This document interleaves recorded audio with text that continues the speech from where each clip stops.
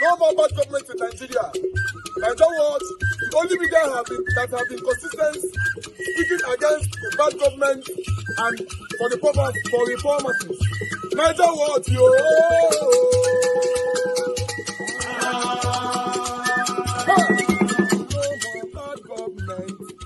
No more bad government. Nigeria what? No more bad government. Nigeria what? No more bad government. The only media that have been speaking. No more bad government. The voice of the voiceless. No more bad government.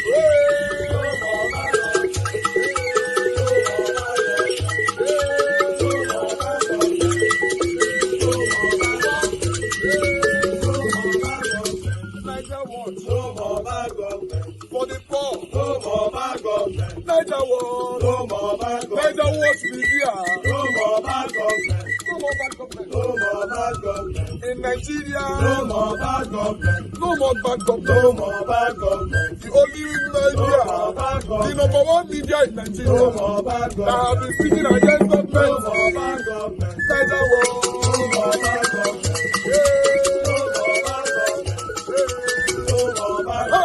Niger what, yo? The voice of the voiceless. The voice of the voiceless.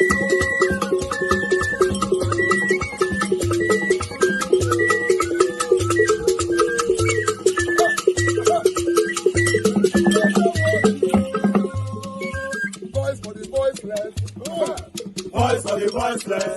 Niger what? Voice for the voiceless. Niger watch media. The only media that have been speaking against bad government. Being consistency since 1944. Voice for the voiceless. Voice for the voiceless. Umuwame. Voice for the voiceless. Umuwame. Voice for the voiceless. Voice for the voiceless. Voice for the voiceless. Voice for the voiceless. Voice for the voiceless. Voice for the voiceless. Niger watch you. We have been seeing all you guys have been doing, and he recommending to everyone in Nigeria, saying that you guys are the number one. Niger what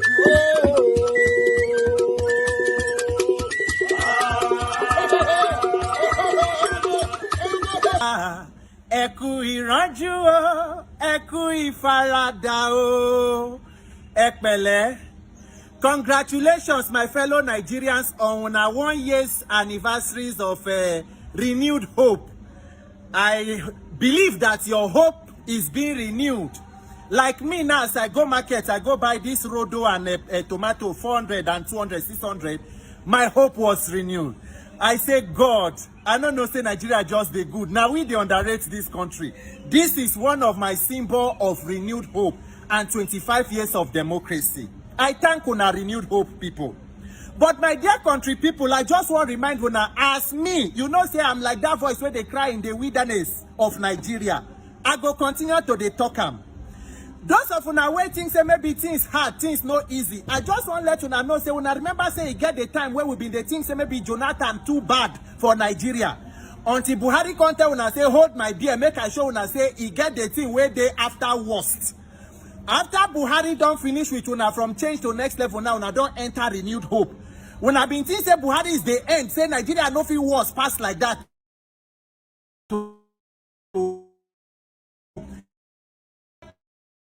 So you the attention to focus on the major thing where we they do so. That's 1 year of renewed hope. Oh. 3 more years they come. And if we are not calculating well, it go be 4 years, then it go move to 8 years. And then if they repeat the template of Lagos for federal system, it then means everything don't end with that. Now make everybody go find in Papa land where it go sell. They run come out from this country. What exactly should be the main focus of this country at this point? Nobody they talk about INEC again or INEC.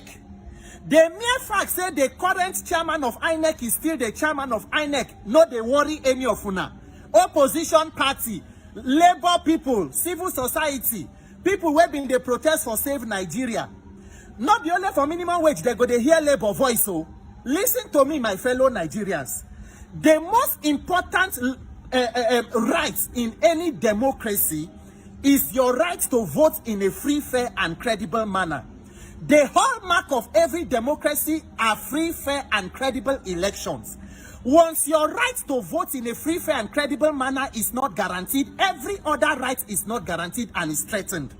That is why they see issues of this police brutality, that they arrest journalists, anybody wey talk against government, they go come talk, anything where insecurity is still going up.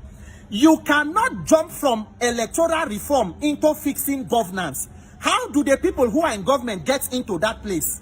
Anybody who comes into power that does not focus on fixing the electoral system, you got the claim, say you want to do coastal highway, you want to do this project, you want to do that. Such a government is only being mischievous and very, very sinister. We should be very cautious of such a government. If you want to do coastal highway with 15 trillion, why not take maybe 50 billion and guarantee electoral reform? Because let me tell you, the only thing that you will see these people doing is rather consolidating their power, making it possible for them to perpetuate themselves forever on those seats. And as they are leaving, they fix their cronies and their proteges or stooges. What exactly is the hope of the youth today in the country? If we do not pay attention to fixing the process that produces this kind of human organ harvesters governance system, we will only be shooting ourselves in the foot, because we go continue to remain victim. When I go think say na this one bad pass, another one go come way worse pass am. Look at the country today. What exactly are the national indices that show that as a country we are making progress or we are developing? What exactly? You see a bunch of old men pack themselves in the corridors of power, completely detached from the people, making laws and policies that God only them know what exactly they are doing. Today now, new national anthem. Me, I don't know say the national anthem be the problem of Nigeria since. So this new one, where don't come, is like a deliverance hymn. It's like when they sing that Agbara Olorunpo, so once you sing this new anthem, now you are delivered. Your economy go good, dollar go come down, fuel go yakpa, refinery go work, corruption go disappear. Nigeria will move from consumption to production. We are deceiving ourselves. Nigerians are they deceive ourselves. If we not focus on where to put focus, not let anybody they deceive you. Say you go see some people they support this one, support this. People can support anything. Not everybody who criticizes a bad government is interested in a better nation. Some people are only activists or will criticize government for as long as that government does not support their personal sentiments. Once you become person from their tribe, ethnicity, or their party affiliation, you will see them support the same thing they were fighting in the previous government. I tell God, beg una Nigeria, me they sing the alarm now like a broken record. What are we doing with the electoral system that will produce the next set of leaders in this country? If we are okay with it, no problem. Make all of us sit down, they enjoy our this thing now, our renewed hope. Like me now, this is my renewed tomatoes and rodo. I go prepare renewed stew, which will now renew the hope of my family and life. Now so everything until the day where God say go deliver us from this country. But Nigerians, it is within our power to decide what exactly we want. Let us stop all this distraction. Give Nigerians a system to choose their leaders and to vote them out if they decide to do so. Anything other than that is a waste of our collective time, and we will continue to go around in this vicious circle, and we will remain victims of a failed, incompetent, and clueless government or set of leaders that are mundane and do not even have an idea, that have no business with power in the first place. And Nigerian lives will continue to make up for their incompetence and cluelessness. May God help Nigeria. May God help all of us. God bless you. I'm Randy Pitaka. I love you. Do that mainly in the soft target areas. And Metropolis appears even safer than those places. Okay, two more questions before we go. When you look at the Nigerian civil war topic, it's an issue that Nigeria shies away from discussing. And yet the wounds are deep, the agitations linger, and it looks like it's something that we cannot sweep under the carpet. What do you think the federal government can do in order to bring a sort of closure to this topic and also bring about healing for Nigeria? Well, it appears that the war has stopped, but the influences and the effect of the war still lingers on. Even part of this insecurity we are talking of is about inequality in the Southeast. For instance, you can see how railways are built in almost all the regions of the country, and people who were known and are still known as being enterprising and commercially oriented The Port Harcourt Enugu Meduguri rail line, nobody's talking about it. So these people feel actually that they are marginalized. These people feel that the government do not represent them much. That is why at times they will even vent their anger on innocent people representing them. But as to whether or not the Southeast gets its due in this country, I believe that they do not.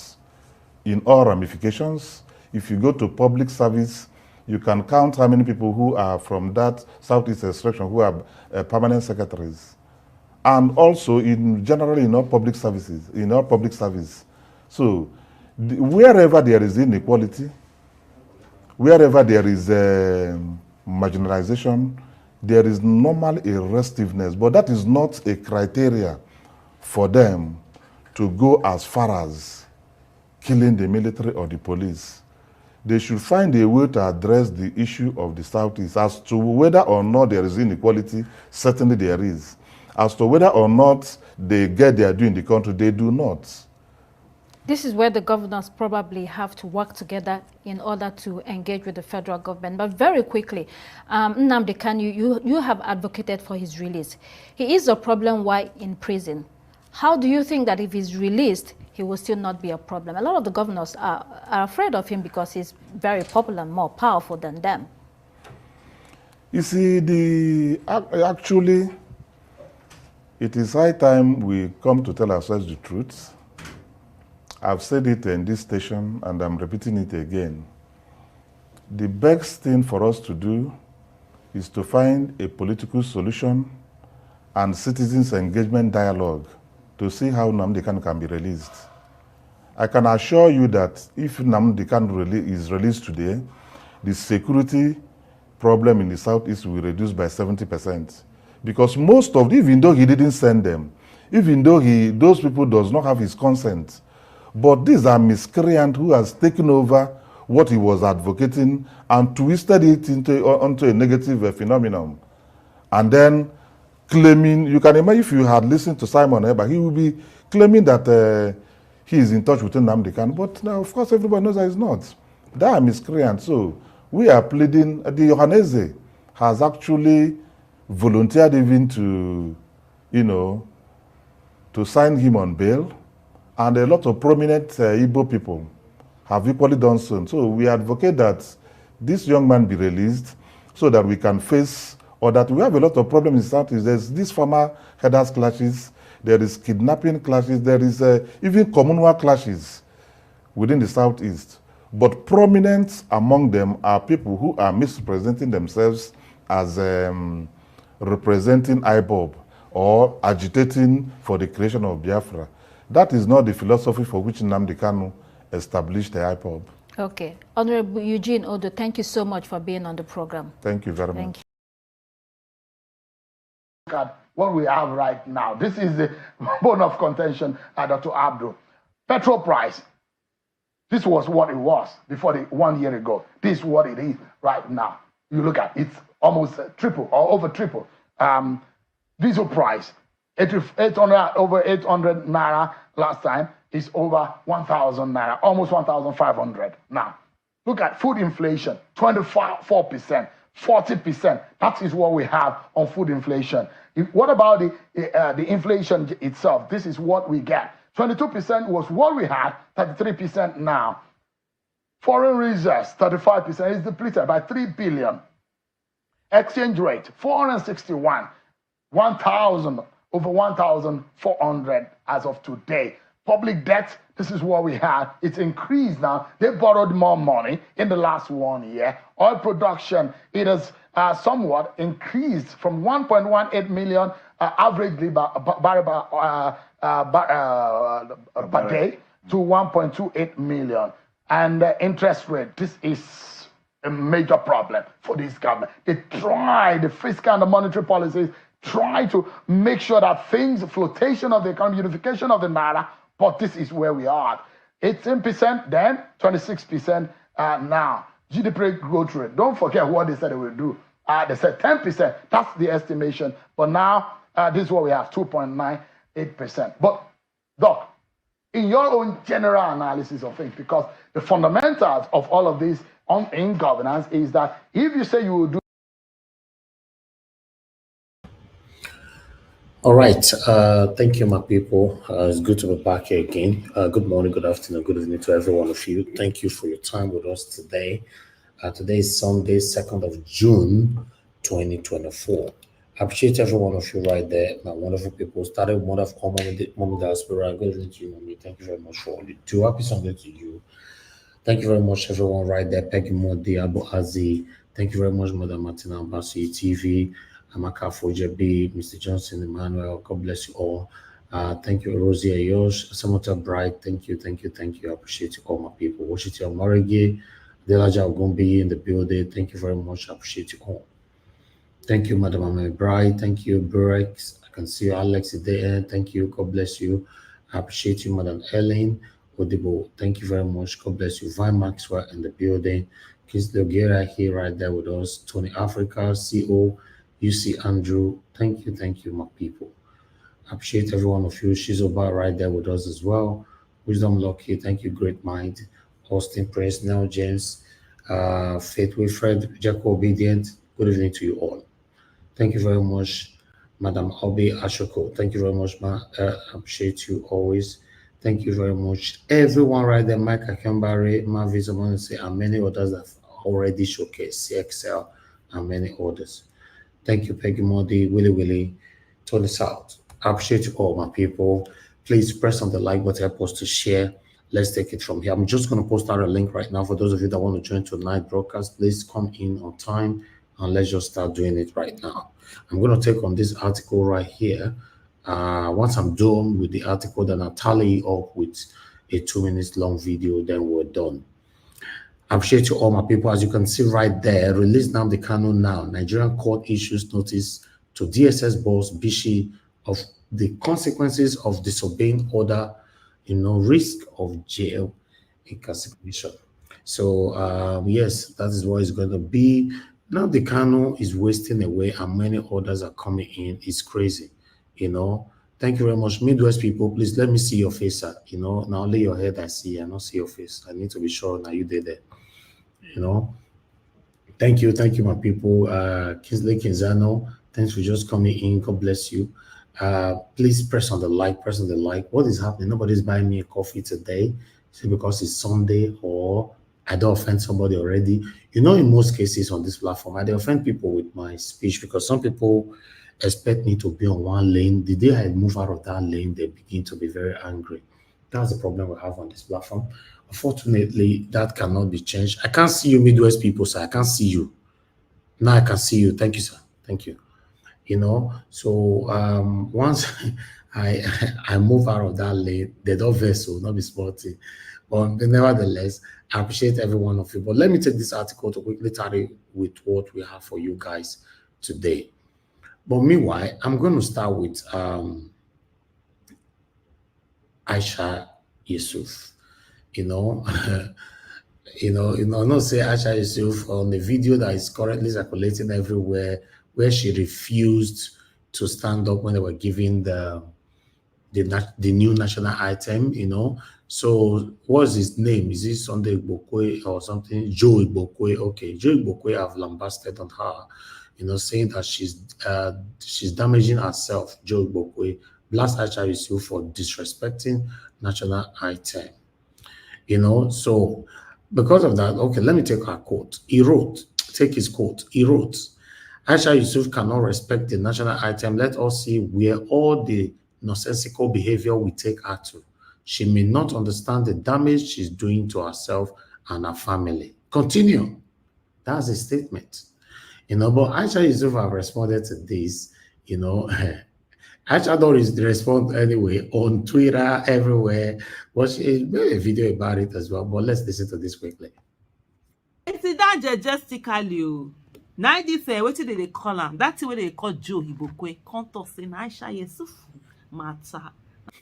He said that thing where they call Joe Ibokwe. That thing. Majestically. Now this what did they call him? That's what they call Joe Ibokwe. Can't talk say Aisha Yusuf matter. Now you want carry. That way they do slave. Akpopo more. Where be say he don't sell in heritage for mercy porridge, even the mercy porridge, other than essay where they give her be waiting to one governor. His mates are becoming governor. He sit down say na essay they do for governor. He dey slave after. Tell me how many years Tinubu take senior you? Now I don't go drink away come become illegitimate president. Even the DC, they even give her anything. They give her anything. No, me not they follow a matter because I don't focus on nonsense. I focus on issues. If Joe Igboke want make me Aisha Isufu, they focus on the matter. May enter office, make on they do anyhow. I will take you on. I they take on people who say they dey office. Even appointees myself, I know they to get their time. Now the people who appoint them, now they get their time. So Joe Igboke come talk, say, come sit down, say, na my matter.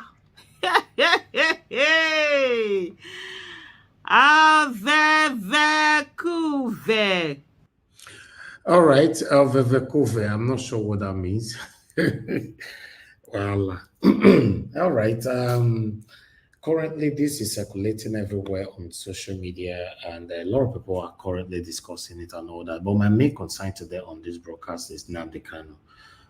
Too much of everything is bad. This man should be released and allowed to go. Yes, Mayati or whatever how you guys call him have been released, and all the terrorism charges have been dropped and all that. It's crazy. It's crazy still allowing this man to be languishing away in prison till now. As you can see, they are disassociating this satanic, what is it called, Samuel Ekpa from him and all that. You know, I've said it so many times that Samuel Ekpa doesn't have any kind of affiliation with Nnamdi Kanu. He's just doing his own satanic things. But some of you attack me here and all that. I'm happy now. Somebody came yesterday and rebuked him. Madam Nena was rebuking him here.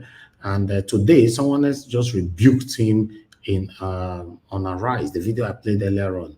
You know, so only when we talk now and they say, oh. You know, anybody that supports someone like Samuel Ekpa, that means you are satanic. Simple as ABCD. You know, even Nnamdi Kanu have said it, and I've played the video here, that is not a support of what this guy is doing. And he should stop forcing people to sit at home and killing his own people. You know, but we played the video here. Some of you were even thinking the video was doctored anyway. So they should let this man go. If they can replace him with Samuel Ekpa, I think that would be nice. Let's see if all the people that is supporting Samuel Ekpa today, you know, if they will be there for him. Obviously, I will never use my channel to campaign for someone like Samuel Ekpa. So I think they should let this man go. It's very, very important. But I'd like to take this article right here so that to tally up what the title right there stands for. Thank you, guys. I got a super chat. Let me quickly take this article. Nnamdi Kanu, Nigerian court issues notice to DSS boss Bichi of consequences of disobeying court order, risk of jail, incarceration.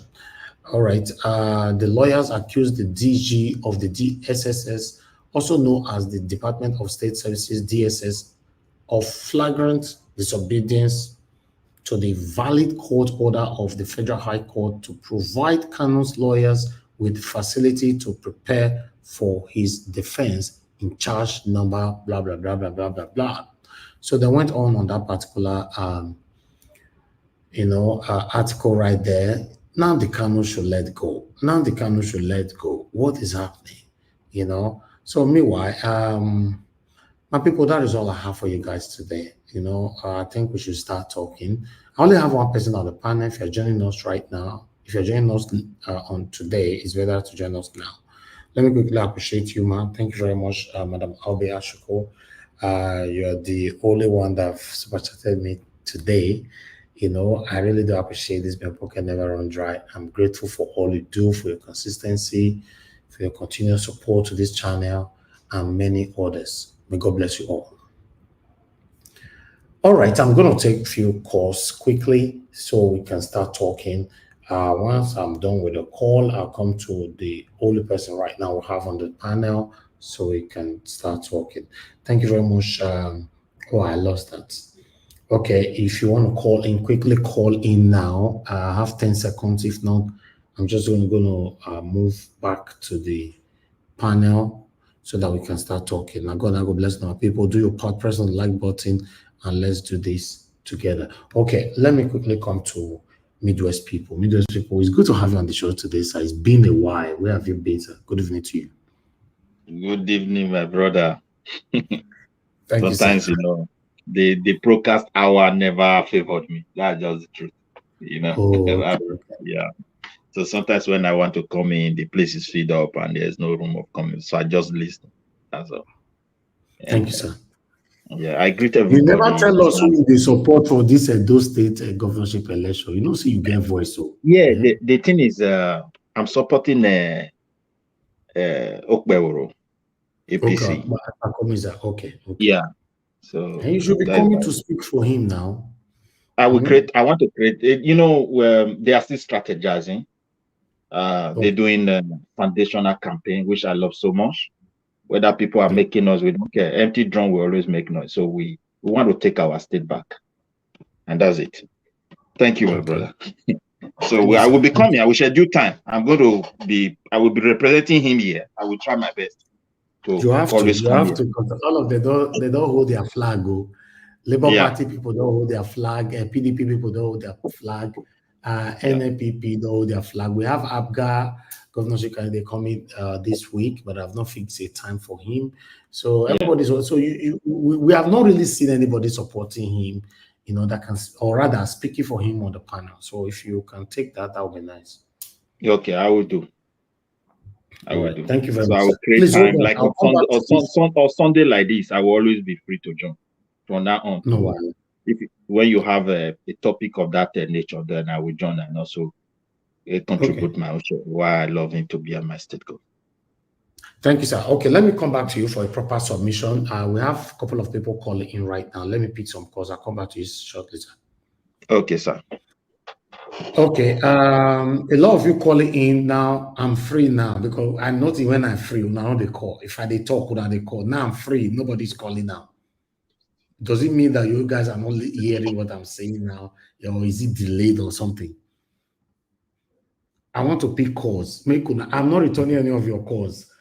Can assist of una call. If you are hearing my voice, start calling back again now. Because I'm not returning any call right now. It's too early to be returning call. Okay, thank you. Thank you, mother. Love of God is my strength. Good evening to you, man. Please talk to us. Thank you very much. Thank you. Thank you. Good evening. Good evening, man. Happy Sunday to everyone on this platform. I say hello to everyone on the comment section. Thank you for all you do. And thank you to our brother that's on the platform now, because the panel, and I'm sure all our brothers and sisters, please come out and join Nigeria Watch. God bless. Now, quickly, happy Sunday anyway, Nigeria Watch. I want to talk about this Nnamdi Kanu case. This Nnamdi Kanu case is I'm really getting so angry about it, because I don't know why they are holding Nnamdi Kanu. There must be something that the Nigerian government are not telling us. They released Sunday Obowo. He has left his journey with his family. They released Echore that went to America and is back. What is the problem? Why are they holding Nnamdi Kanu? Why are they not telling us? What is somebody behind the arrest of Nnamdi Kanu that the Nigerian government is not telling us? Because today they will take him to High Court, tomorrow Supreme Court. They are moving from one place to the other. They should tell us what is happening. Or this case, maybe we should take it to international court, because it's now becoming ridiculous. This man too is called family. Why are they holding on to him? If you tell us, Nigerians, please, I just want to say one thing. Nnamdi Kanu, no matter where they come from the East, is our brother. Every one of us should start talking about it on Twitter everywhere. And I want to say something. I see Tulumbu releasing Nnamdi Kanu. Tulumbu has no hand in holding this man. There are people behind it. If it's Tulumbu will have released Nnamdi Kanu long ago. But there are people who are behind it and are holding on to Nnamdi Kanu that Nnamdi Kanu must not be released. And those people are those ones who don't forgive. Their heart is so wicked. Nnamdi Kanu has done nothing to them. He has not even slaughtered anybody. Like the terror, the Boko Haram that's going around with their weapon and destroying people. So what, please, Nigeria government, Mr. Tulumbu, I'm calling on you. Please release Nnamdi Kanu. Let him go. He's got family. Please, we need Nnamdi Kanu alive. Please, nothing must happen to him. Release him for us, please. We are begging. Thank you. Thank you. Now I want to go to Mr. Ibokwe. The one that I did is, I'm sorry, I don't want to cough because I know you caution me. Now, what is his business with Asha Yusuf? If Asha Yusuf refused to stand up, what is his own business? Me, I don't like the new national item. I don't like it. Why would I go and see that kind of national item that looks as if we are still in slavery? It's what you want. You don't know whether her leg is paining her or her back is paining her. That's why she did not stand up. So why is he coming out to put mouth in everything? That man that behaved like slave to Tulumbu and someone in Lagos. That man should be careful. And the man that came, the man on the heart, quickly, the man with the heart that was talking about the Southeast. I'm sorry, Mr. Man, please go and look for somewhere to sit down. All those talk you are just talking as if you don't even know that you are there. He doesn't know what he's talking about. He's just talking anyhow. He's talking against his own people. Instead of you to talk and say the way people are being treated is not nice. He's going there talking, calling Opus Odima. Who is Opus Odima? Is Opus Odima somebody that you call to discuss the safety of the countries? Please. That man should not have gone out there to even make anything. It was rubbish talk. Thank you. All right. Thank you very much, man. God bless you. Thank you. For me, I think as well that Tinubu will release Nnamdi Kanu. Jacob Obedient, you are asking, are you sure Tinubu will release Nnamdi Kanu? I don't think so. For me, I think so. I said it before here. I believe there's some things going on the ground. That's my belief, though. Mr. Shimeze, thank you very much, sir, for calling in. Good evening to you. Please talk to us. Hello. Good morning. Good evening. Thank you, sir. Good evening to you. All Niger World family. Yeah, Mr. Elvis. Yes, sir. I hope you're good today, being Sunday. Yes, sir. Thank you, sir. Yeah. May God bless you and your family. Amen. Yeah. Niger Watch. You see, there is one thing I want to tell you right now. When like a military or any law enforcement, if you start frustrating or intimidating or harassing your civil the people you say you protect, believe me, if anything comes bad against those people, some people will react, some people say yes, that's what fit them. Because when you look at the Biafran struggle or the agitation that's been going for a while now, so when you look at the activities of military, it's very bad that on provocation the military will go as Mr. Dr. CM put it 3 days ago. Okay, there's one that if you see the video, when these people are driving to Nnamdi Kanu's they are going to Nnamdi Kanu's house. They have their flags. What the military did, they bring them down and put them inside the mud. I don't think whether you saw that video then. They put them inside the mud. They kill some of them. So, when such a thing happen, people will say, oh, that's what killed them. Because the people you're supposed to protect, you're killing them. So, that's what the military or the army doesn't know what the place they are buying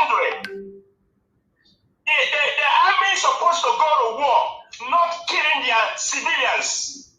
It's not good. That's why if anything happened to them, people will jubilate it. Oh, it's not good. It's not good. So now it's because of the bad government. You're using army to do the police work. You're using army to escort the money on the road. Putting a blockage in all eastern region. It doesn't happen that way in north. It's not good. Even the one that was saying the interview, so-called Eze also, that one, he doesn't have a brain. He said, your people, he said, if they feel that they are marginalized, your people, your own people, you don't know what's going on? He said they feel. What kind of topic is that? And nobody hijacked, as he's saying, nobody hijacked IPOB. Let him know what he's saying. He's just talking for himself. He don't know what to say. He don't know what's going on with your people. You come to TV, all the way interview, you're putting around the bush. They can't even come out and say, no. The thing they're doing to us, don't say them. You are monk. The thing they're doing to us is not good. I don't know why you put yourself aside, putting others, them. Who are them and who us? Why not use us? You're using them. Are you not a monk? Come on. Let us be realistic here. I don't know the reason why people would never come out and say the truth. All what Nnamdi Kanu had been saying, all of them have come to pass. When he said, protect your land, protect your people. But nobody hear him, but all of them have come to pass. He's the first person that came out and said what he said. He is the what's it called? The Eastern Governors Forum. He's the chairman. What is he doing? He killed his own people. He used bombs. He used everything. That's why they want something to start happening in other states. What they're saying now, because Alex Otti said he don't want to go after the people who want to remember the fallen heroes or their people. What happened 70 years ago. Now, when he said, that sentence is not good. So what do you want Alex Otti to say? To kill his people? Okay, the way you're putting, nobody knows who killed the army people. In the education, he said 11 people died on this issue. And only thing we are hearing is army.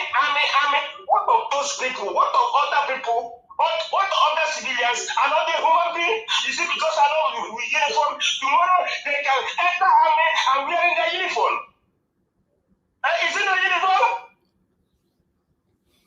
So, I don't see the reason why when we see something, let us say the way it is, not the other way around. Okay, look at the national anthem. Oh, they say national, I go across one video. He said, this national anthem will bring,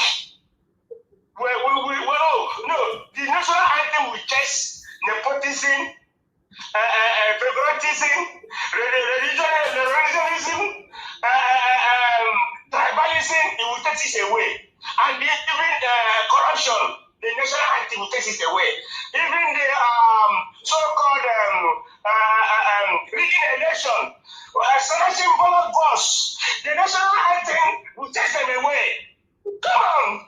Who are this? Who do this thing? Who does this thing to these people? What are they talking? Open their mouth and saying something that's not written on the book? What's wrong with them? Okay. They will never out and say something that people will understand. It's not good.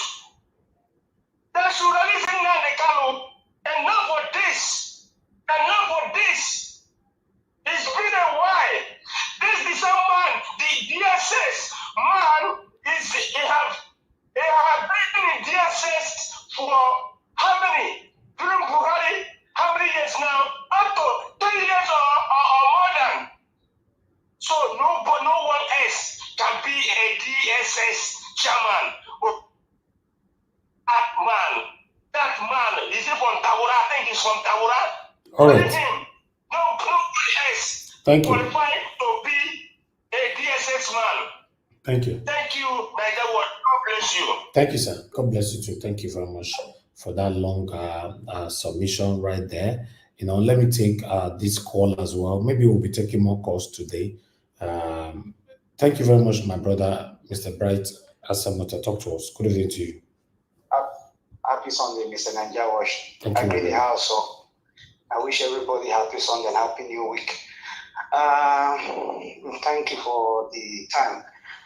I want to speak on the issue of Nnamdi Kanu. I know it's painful. A lot of Nigerians want the man to be released, and all these court adjournment and the statement that they are making that DSS should release. I think all this are just to keep the people busy, because me and you, Mr. Nigeria Watch, we know that country is a lawless country. Nobody respects any office. Anybody with the highest office can control the other person. So it's the same country that they change the election results. So how will people like that, we call one court will now say they should release Nnamdi Kanu and they will just agree and release it. It has always been like that. It's just buying time, putting people into have something to talk about.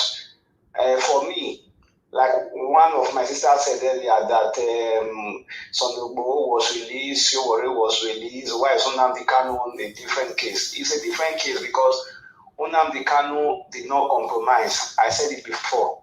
When you don't compromise with the system, you don't share the same idea with the system, you remain where you are. Yowore was compromised in the sense that he decided to partake in an election with the same people who he said they were not in their right position to handle the country. And they knew they were going to beat him black blue, so they gave him that platform to be released and so that he participated in the election. Sunday as well himself is not a political person. He's not like Nnamdi Kanu. He was just advocating for the people in the state, and they knew that he could be forgiven and he would not have a force like that of Nnamdi Kanu. Nnamdi Kanu is kind of dangerous to the Nigerian system in the sense that they see him that if they release him, especially some of these big Igbo billionaires in the East and politicians, is going to make them irrelevant when he comes out, because the people will not listen to such people again, and people will push him to change the status quo, and these people will be out of the system, and they will not like it. And Nnamdi Kanu also is being released. We change the status quo in Nigeria. You will see different people coming out to fight for their own regional separates and say, oh, if he can do it and put his place in order, we want to also put our place in order. Then the elites, they will be in problem. These people, they know. And also the international bodies to themselves, they will be affected. My sister is talking about the ICC. Let me tell you, all these ICC, America, all these people, they don't help us as Africans. They just come and just, put us in one box and they do whatever they want to do. You see what is going on globally. These people are for their own selfish interest. If not the way people we are advocating for, we don't want a base in Nigeria. These people, we are already putting a base there. And you saw all these people, these politicians, they are just there for their own. What the ground Nnamdi Kanu is just there, and this man is just there. They don't want him out because they will never, because the man has said, this is what I want to do, and this is what I stand for. And it does not suit them at all. It's not the same thing at all. So if he's released, any day he comes out, the whole place. All right, Mr. Bright. Mr. Bright, you said Nnamdi Kanu did not compromise. Can you expatiate on that? How do you wanted him to compromise? Okay, when I said he did not compromise, Nnamdi Kanu has his stand, like he needed something for his own people, for his own kind. He needed a status quo that changed, an equality for his own people to be identified as who they are. And whatever they have lost with the Nigerian system, he wanted to get it back. He wanted to set a base for kind of making them more prosperous than the way they are. And maybe change the people that are running their system as instanters. That is one of the things he wanted to do. And he wanted some things like all those things that people coming to their place to take lives, take lands that does not belong to them. He will not advocate for that. So the system of Nigeria does not allow that.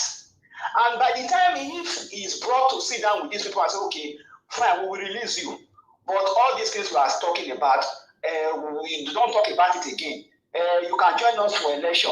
And the man does not see, he does not want it that way. He just wants to go.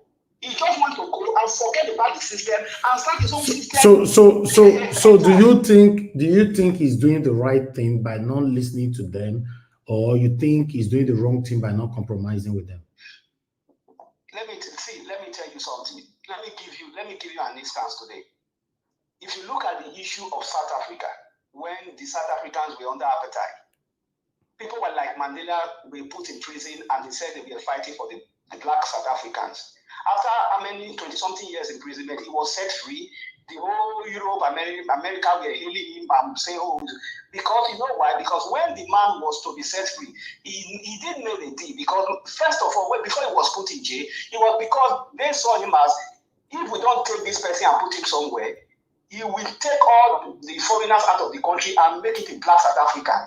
That was why the white people were scared and they took him and put him there. But when he became more like, okay, democratic person, okay, I will put this on the platform for everybody.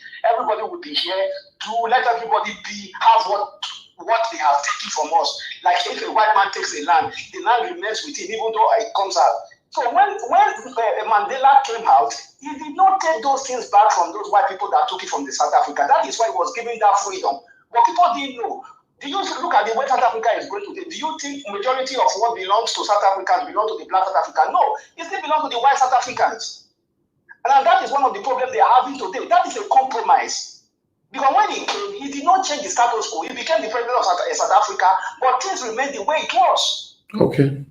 So Nnamdi Kanu idea, like ideology, does not suit that same platform. Because even if you are going to compromise, okay, we will free you. Because before they free this, but they are going to put him down. He's going to sign paper. He's going to dialogue. He's going to say, okay, if I'm free, I will say this and this things I'm saying. I will let things be like this. I will let it be like that. They will listen. They will definitely listen. But if he stand and say no, my advocacy, the way I've started, is going to remain that way. The people will be scared. They won't let him go. It's a simple. So, what advice do you now have for him now in 30 seconds? Let me tell you, see, if you are a freedom fighter, if you really are a freedom fighter, you remain a freedom fighter. If you want something, you want something.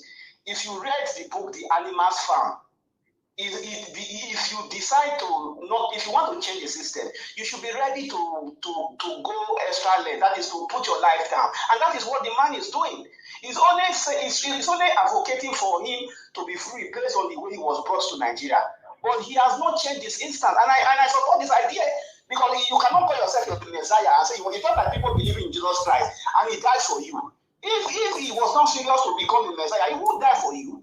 Okay, so your stand is for him not to compromise with Nigerian government, right? No. If he compromise, what is the essence of him now? What are we suffering for? Why will he be suffering there for keeping himself for there if you are going to compromise and also begin to say, okay, let us rub sugar with each other? What are you going to? At the end of the day, when he comes to this, when he comes back, after like 5 or 6 years from there, he will become irrelevant. He will become more like the people who he was fighting against. Okay. It's going to be like that too. Okay, that means he shouldn't compromise. No, why will you compromise? Okay. Good. Okay. Thank you. That's all I wanted to hear. Thank you very much, sir. God bless you. Thank you. All right. Okay. Let's move on. I appreciate every one of you. That is a wonderful submission from Mr. Bright Samota right there. But meanwhile, before I pick another call, I would like to celebrate one of our own, Madam Martina Obasu TV. Today is her birthday, and today is also Madam Irene's birthday. So I'm surprised that what a coincidence that my two team they're celebrating their birthday today.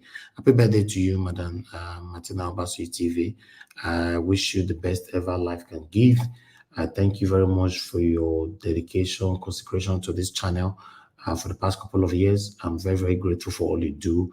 I don't pay you penny for doing this. I don't pay none of you penny for doing what you're doing. I'm very, very grateful for this. May God bless you. May God bless your new age. Madam Iris Finance, happy birthday to you. I appreciate you for all you do. I wish you all the best life can give. Thank you very much. I wish you the best new age ever. You guys enjoy your time. You know, as long as we live, we breathe, let's continue to live a good life. Thank you very much. I appreciate you all. So, guys, if you're on the comment section, wish my team happy birthday, Madam Iris Finance, Madam Martina Obasi TV. All of them are celebrating the birthday today. All right, my people, I appreciate every one of you. May God bless you all. So I'd like us to move on right now so that we can, do this together. All right. In case you want to call in now but let me come to my panelists so that we'll take you from there. Midwest people, thank you very much, sir. The first on the panel. Thank you so much. So talk to us. Give us your submission.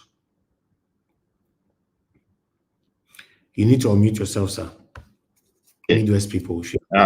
Good evening. I greet the house. I greet everybody. Thank you, sir. Thank you. Yeah. The thing is this, you can't use lawlessness to solve what you also consider as lawlessness. If we fail to honor court orders and the rules of judiciary, it means the country itself is also acting in the direction of lawlessness.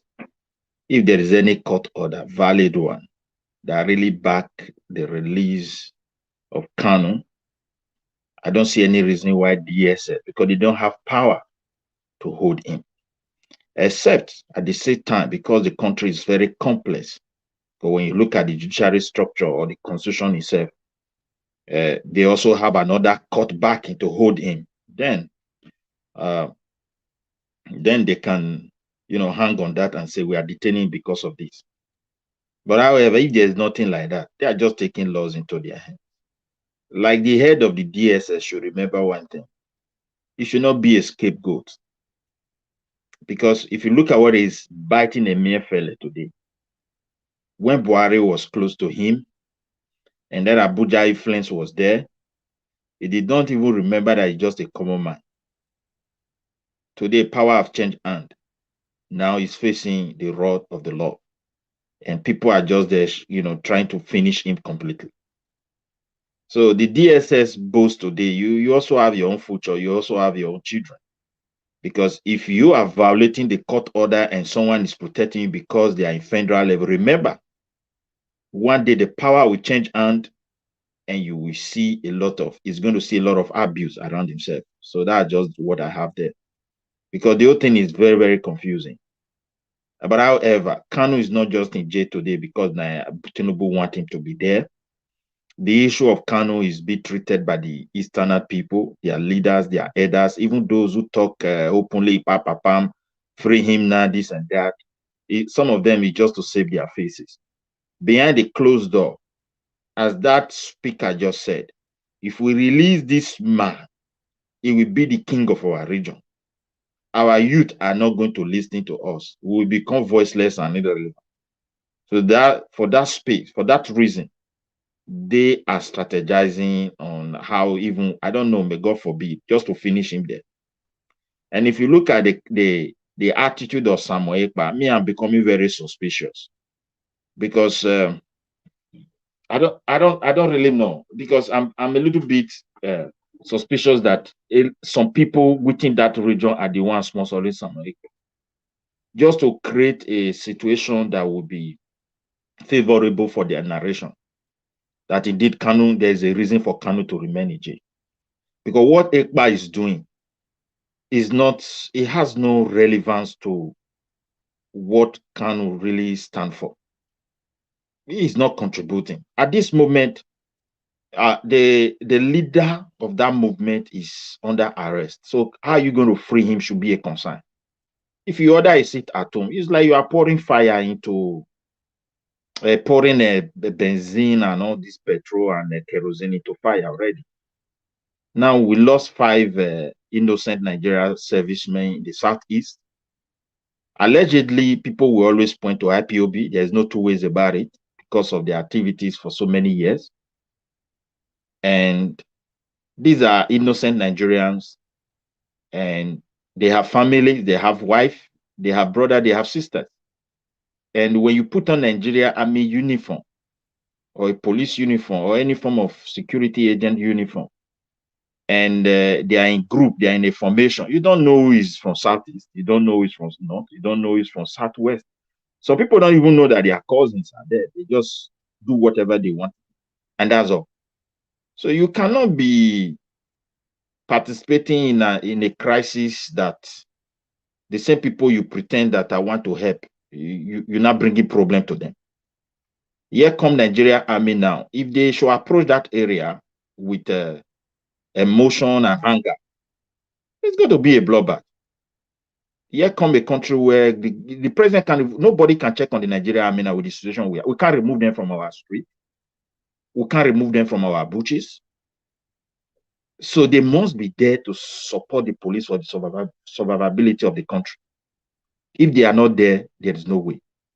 So, and when you deploy them and they carry pain of losing their men, innocent people will continue to pay. So my advice for Nigeria President Tinubu as well is to look at this issue critically and see what he can do with executive order.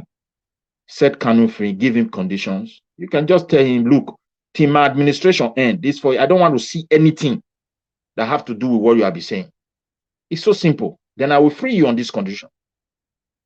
So you can continue. If you want to go to wherever you want to go, this kind of sit at home and everything is not helping anybody.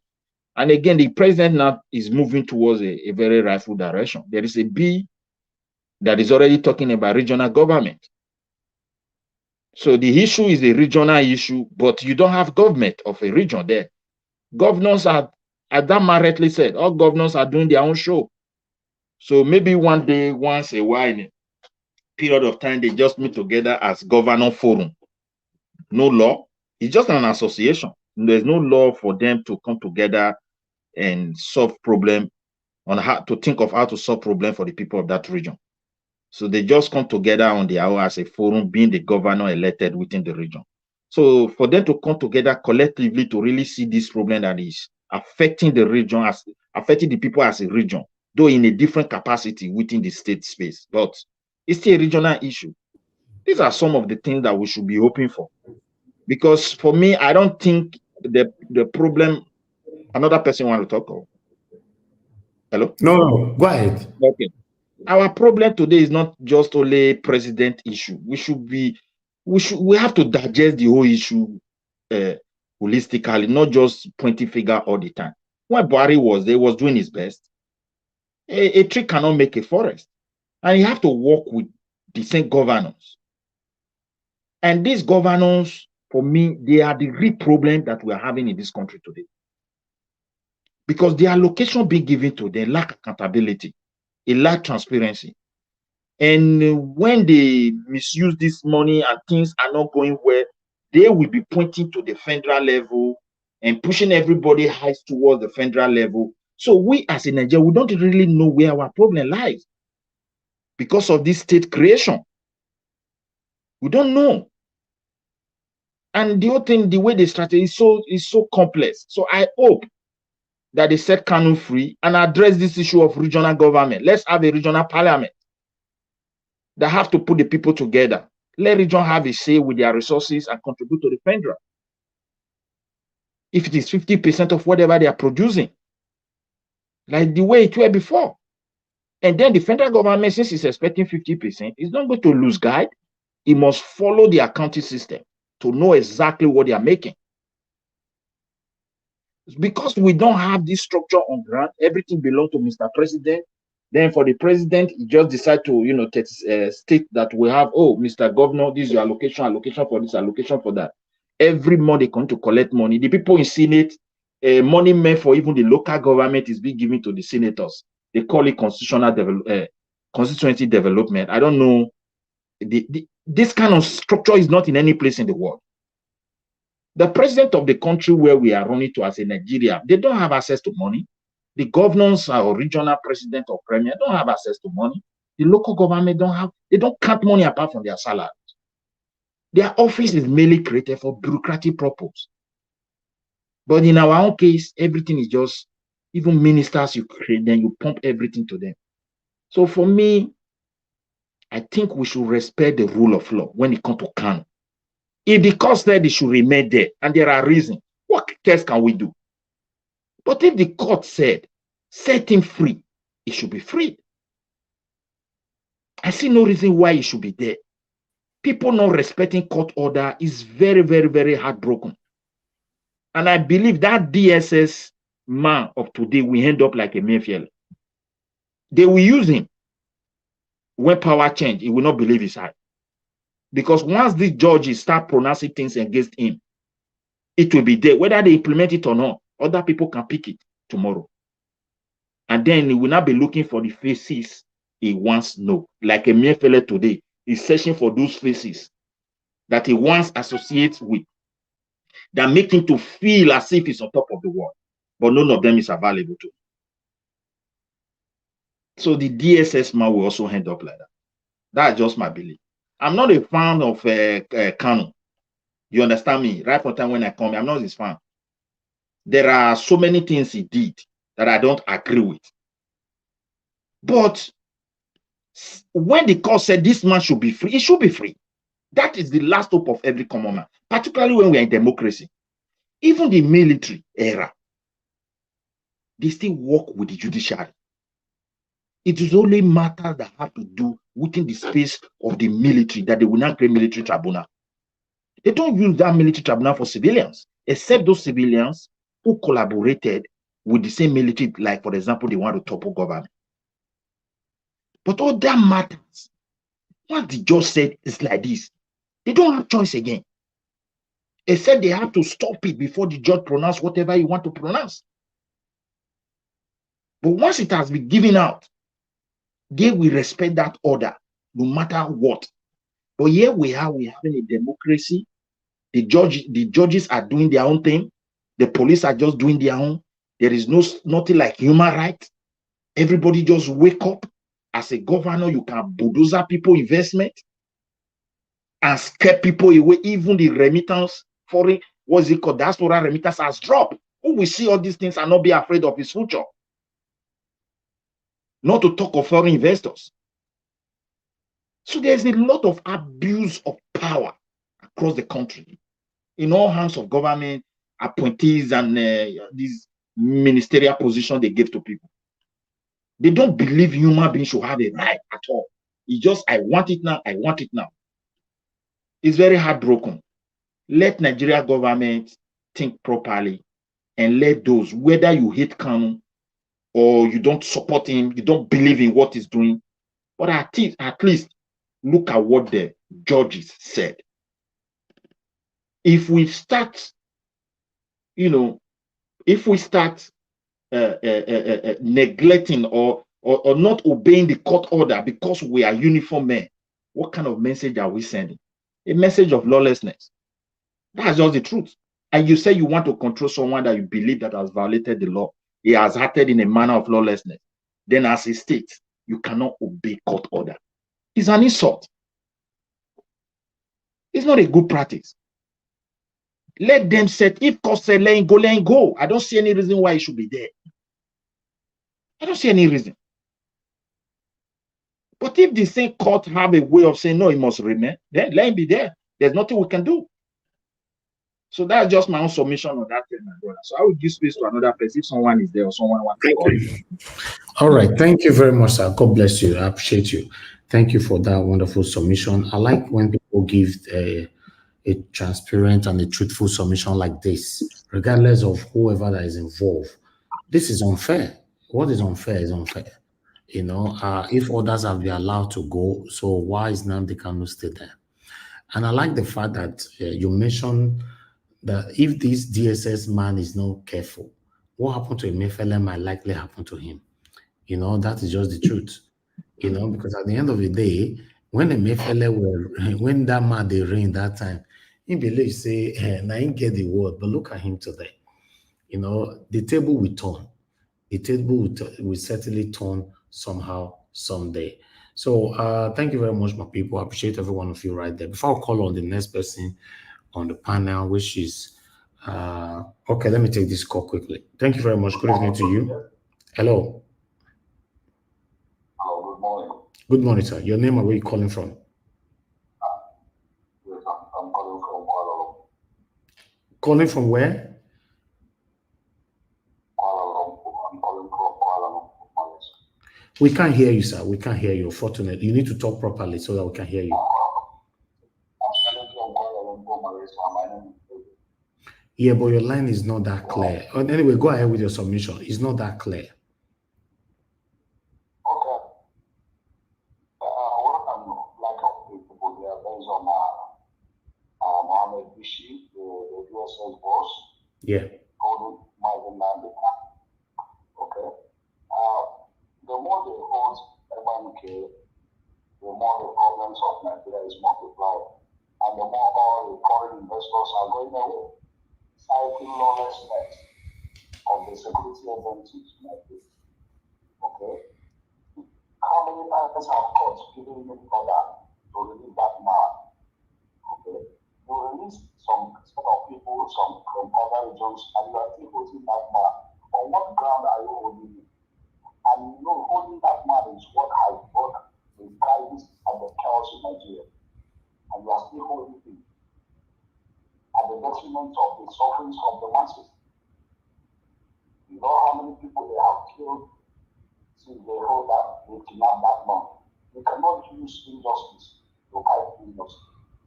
So that's only my suggestion and my submission. Thank you, sir. Okay? Thank you. Thank you, sir.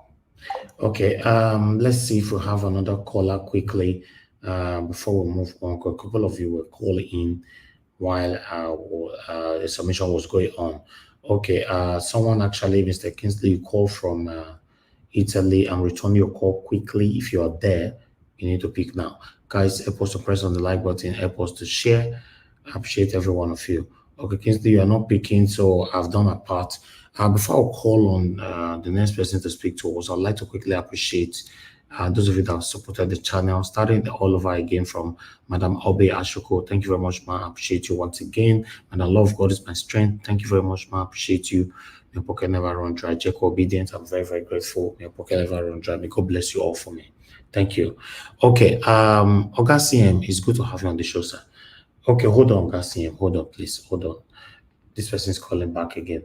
Okay, thank you, sir. I was calling you earlier on. Your name and where you calling us from? Hello. Yeah, good evening, Mr. Man. Thank you, sir. Your name and where you are calling from? My name is Onyozi, and I am calling from Europe. Okay, sir. Talk to us. Thank you. In the issue of Nnamdi Kanu, we have heard what you people said about him. And now it is known to us who is holding him. Before, we are saying it that it is the governors and all the whole stakeholders in the East are responsible for his kidnapping. Now it's not hiding again. You people are the one that is saying it before us. When we said it, no one believed. No problem. What we are going to do to the governors, like we told the president, Tinubu, that we will do exchange with Nnamdi Kanu, and that is how it's going to end. What are you saying, sir? Hold on, sir. I'm not getting you. Okay, you are animal, so I don't understand what you're saying. So I believe you're animals. We don't we don't give chance for animals to demonstrate their stupidity on this platform. All right. So if you want to give a polite submission, you should come here. You are not allowed to call anybody criminals from our platform. All right. And your submission was not straight as well. You are beating around. So in case you want to call back, you're not blocked yet. But if you want to call back next time, you should go to our description to know the rules of this platform. You can't call us and call anybody criminal on our platform. You must be cautioned. Next time you do it, you'll be blocked on earth and heaven. Good evening to you, sir. Your name and where you're calling us from. Hello, are you there? Can you hear me? Yeah, good evening, sir. Thank you. Your name and where you calling from? Sorry, my brother, now. Anybody should not come and promote nonsense and say, "Whoa, they use your platform." Exactly. Don't allow them. Don't mind him. If you want to judge that problem, they should go to Abuja. They should not come and use your platform. He's one of the animals. Yes. Don't let anybody put you in problem because of their selfishness or their problem. He can't do that.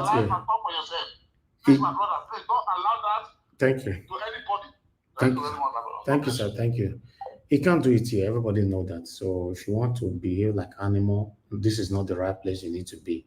You know, so it is better you do it somewhere else. All right. I appreciate every one of you. Thank you very much for your time with us. I'd like us to move on right now. Augustine, you have the floor. It's good to have you on the show, sir. Good evening to you. Please talk to us. Good evening, Niger Watch. Thank you. Good evening, everybody. Please, all protocols duly observed. Actually, like we used to say, the dignity of a king is not just what the king is wearing, but the people around him, those that are always by his side, front, back, let's say back and sideways. So whenever you are out, we try just to join our own voice to your own, so that it should not be a monologue, you talking to yourself. So whatever it is, for what it is worth, we try. Whatever it is, just to come and join our voice to your own. Thank you, sir.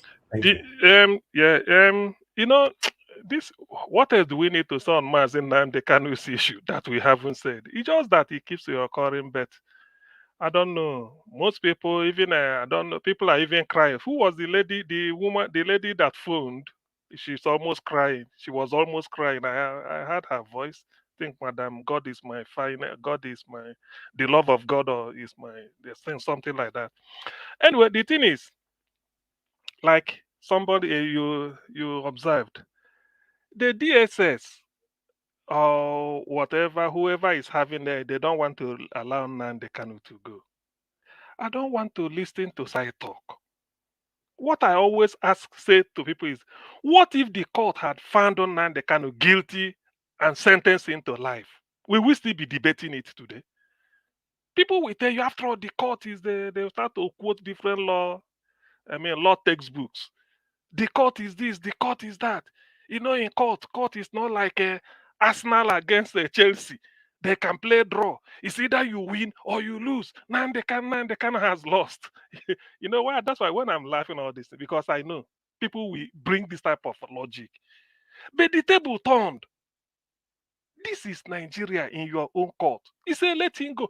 To me, you may feel that the guy is a security risk, he will do this. But the court has looked everything with all the evidence. Do you know the amount of evidence, even gossip, even midnight midnight inducement, everything? Yet the court looked at it and they said, look, discharge him. This is not an offense. So what constitutes an offense is what the court says is an offense. That's why it's called rule of law. You can arrest somebody, say he break into your house, he did this, he did that. And on the day in the court, they look at the evidence and say, look, in this allegation, we can't find him guilty. Let him go. From that moment on, you can't call the chap again a thief. So I don't know, these are common sense. We all know it, but I always like to, sometimes I like to start from a conclusion before going to introduction instead of the other way around. If the intention, because behind every action there's a thought, if the intention of holding in Nnamdi Kanu is this Biafra something, it will die down. By the time you hold him, it will die. It won't. Today, people that do not even believe in Nnamdi Kanu's gospel are now flying to his patronage. People are now seeing it. He's even winning fans. If he's holding him is to make him unpopular, it's not popular. Even, okay, look at Niger Watch, you are not Igbo. But look at, because you believe in justice, equity, and fairness. That's why when you see it, you say, this is the headline, release him, let him go. That doesn't mean you support maybe what is at, but you said the law has set him free, let him go. So that is the issue. So when the federal government start to play this, they want to play God. That is what I'm sensing. They want to play God. You can't play God. You cannot. There is an entity that rules over the affairs of men. Now look at Emefiele, what he's going through. Once a powerful man, let's say 24 months ago or 12 months ago, very powerful, everything. Now look at the humiliation. Look at where Emefiele is today. You see, let people not play God. The worst that will happen is for Nnamdi Kanu to die in prison. I remember during June 12, people were saying all sorts of. You see, Nigerians are very terrible people. Not all of them. Some of them, they are very terrible people. Nothing, they didn't talk about MKO Abiola. In fact, they went to his household, how his business, this, Abiola, that. Today, Abiola is no more. Even Abacha, we were telling, hold up, don't release the man. I remember in those days, they said some people will go in the daytime, say, look, on June 12th, we stand, and this. In the midnight, they go to Abacha and say another thing. Where is Abiola today? Where is Abacha? Nigerians don't learn. Where is Abiola? Where is MK? Where is Abacha? IBB used to be one of the most powerful men. IBB is sits on his chair wherever he is. Who sees him again? Is he so old that he cannot be moving about like Obasanjo? You see, this life is transient. What you do is, for those that do not know, Nnamdi Kanu came out on the streets of London to campaign against Boko Haram when there was an onslaught in Nigeria. He defended Nigeria with white, green flag. There's a record. This is there. I'm not making things up. I can't come here and make things up. But when he now saw that, look, these people, they even have a plan. That was during Jonathan. He now said, no. Their plan is not even what we are thinking of. They want to invade the entire country. Talking of Fulani herdsmen. Why was Amoteku formed? Before, there was no Amoteku. It's because of something like this. Now they kind of said, no, we just have to wage war again. I mean, not really wage war, just resist, and we don't want it. So all these things. And then when they heard him before in Kuje prison, he said they came to him the way they did to Wazirika and all the people that have gone before. He said, after all these people, everybody wants his own money. Name your price. Nigeria. He said he ignored them. What I'm saying is is in the public domain. Later he said, okay, when they came the third time, he said, bring a piece of paper and pen. Number one, make sure that you open Calabar Seaport to be as functional as that of Lagos. Open Warri Seaport, One Seaport and Port Harcourt. East-West Road, you must complete it. Enugu Port, that is so many infrastructures he named. He said, if I see evidence, even September 2017, Nnamdi Kanu held a meeting with Eastern governors. Professor B.O. Nwabeze was present. The man now asked him, saying, Nnamdi, this Biafra, not this your Biafra, is it absolute? Do you know what is absolute? Nnamdi Kanu say, look, I can't decide here. I have a committee. I have my all over the world. We will go and have a meeting. I join it. In 2 weeks' time, some of them will join me. We say it here. Let it not be that I betrayed them. That is the type of leadership you want. Before then, they go and invade his house. Because of what happened in Abia, people are quick. I know what I said here or what will happen. Everywhere now, they killed 5 soldiers. Soldiers killed 28 people inside the Nnamdi Kanu's compound. Where are those soldiers? Have they been fished out? What of those families they wasted 28 people? Some are breadwinners and they left kids, left dependents. What has the Nigerian army done about them? There are no people in Nigeria the army has forced to drink muddy water except in Igbo. You see, when I recount all these things, I feel pain. Yet all these things are in the open. I don't come here to make things up. What I'm doing here, I always say it is that some of these things we know it, only that we bring it to people's consciousness so that they can draw conclusion. That's what we're saying. So Nnamdi Kanu is sometimes it's highly emotional for me when I look at it. What use is a country if you can't obey your own law? Of what use is a country? Why must a country exist if you do not obey your own law? You make a law that this should be this, and then the thing happens. Do you know what it means that Nigeria is playing a football match? From the center of the circle, maybe Victor Osimhen strikes a shot into the net, and you say it's not a goal. You start to twist it. Do you think the stadium will erupt in? I mean, you can't contain it. People will say it is an injustice against Nigeria because the law says the goal is clean. Tell us how it is not. So that is what the law says. But in Nnamdi Kanu's case, they have to divert it. I don't want to join issues with, people can come on Arise News if they're induced or maybe something happened to them, they come and talk. It doesn't mean. Whatever, even if it's ICM that is saying to hold Nnamdi Kanu, it doesn't mean anything. The law has set him free and nobody is above the law. So that is the issue. I don't even take offense whether somebody else come and a group will say, no, don't do this, all this conjecture. I don't listen to all those things. What did the law say? What did the law say? The law said discharge. So let him go. When we say Tinubu release him, Tinubu, you have a basis. When somebody accuses you of Tinubu, you say, but the law said Tinubu is not above the law. That's why the constitution he was holding, he said, I will protect, defend, and preserve the constitution. What did the constitution say? You don't know what the constitution must be interpreted by the law court. That's why it's called rule of law. Rule of law is the constitutional doctrine which emphasizes the supremacy and predominance of the law as administered by the law court. So if you say this is in the constitution, I can interpret the constitution the way I want. But when you go to the law court, the way the law interprets it is what we take. And the law has interpreted the law of the country and said Nnamdi Kanu should go. So what are we still beating about the bush, looking for who to blame? Now because this group never go back, this group don't go back. You don't beg anybody. If Tinubu release it Nnamdi Kanu tomorrow, based on the fact that maybe CM come to kneel down for him, yes, that will be good. But then Tinubu has compromised Nigeria because it's no longer the rule of the law.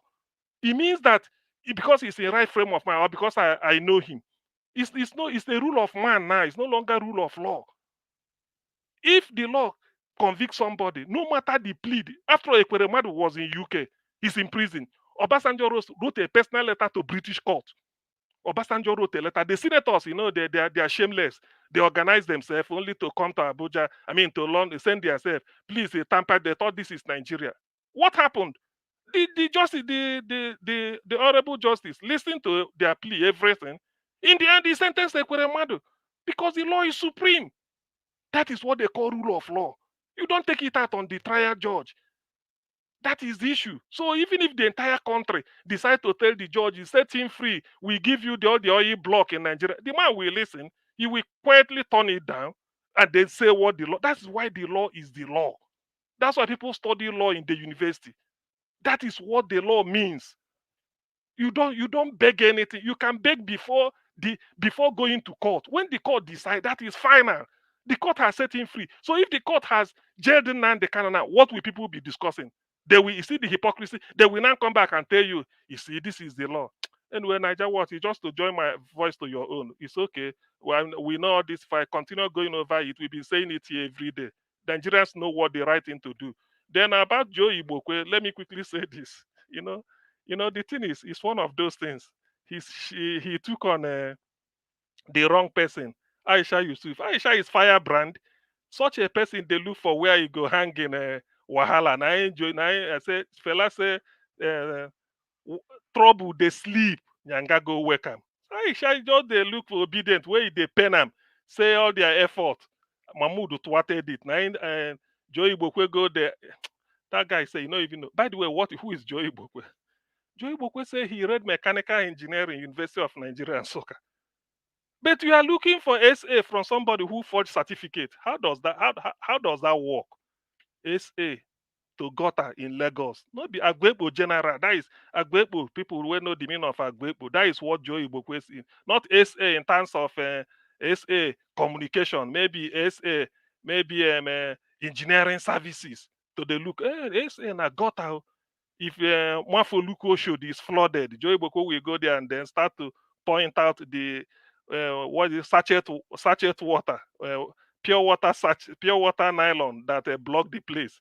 That is what he's doing. Then there's one type of feces that blocked a Jora Olokpa or a Jora Costain somewhere. That is his job. Now look at where he is. He's just talking nonsense. Some people will just keep quiet. Anyway, I'm happy with what this chap said. Aisha Yusuf. I don't need to add anything anyway. What she said, I have to go and listen to it again. Then there's a news making the round on restructuring. You see, for people that do not know, Nigeria, the thing is, even if those people, those that feel they own Nigeria, if they want to make Nigeria work, they could have made it work. Because when you control everything, you can now use it for the good of the people, but they don't. So the fear of restructuring Nigeria is real. And who will be the greatest beneficiary of this restructuring?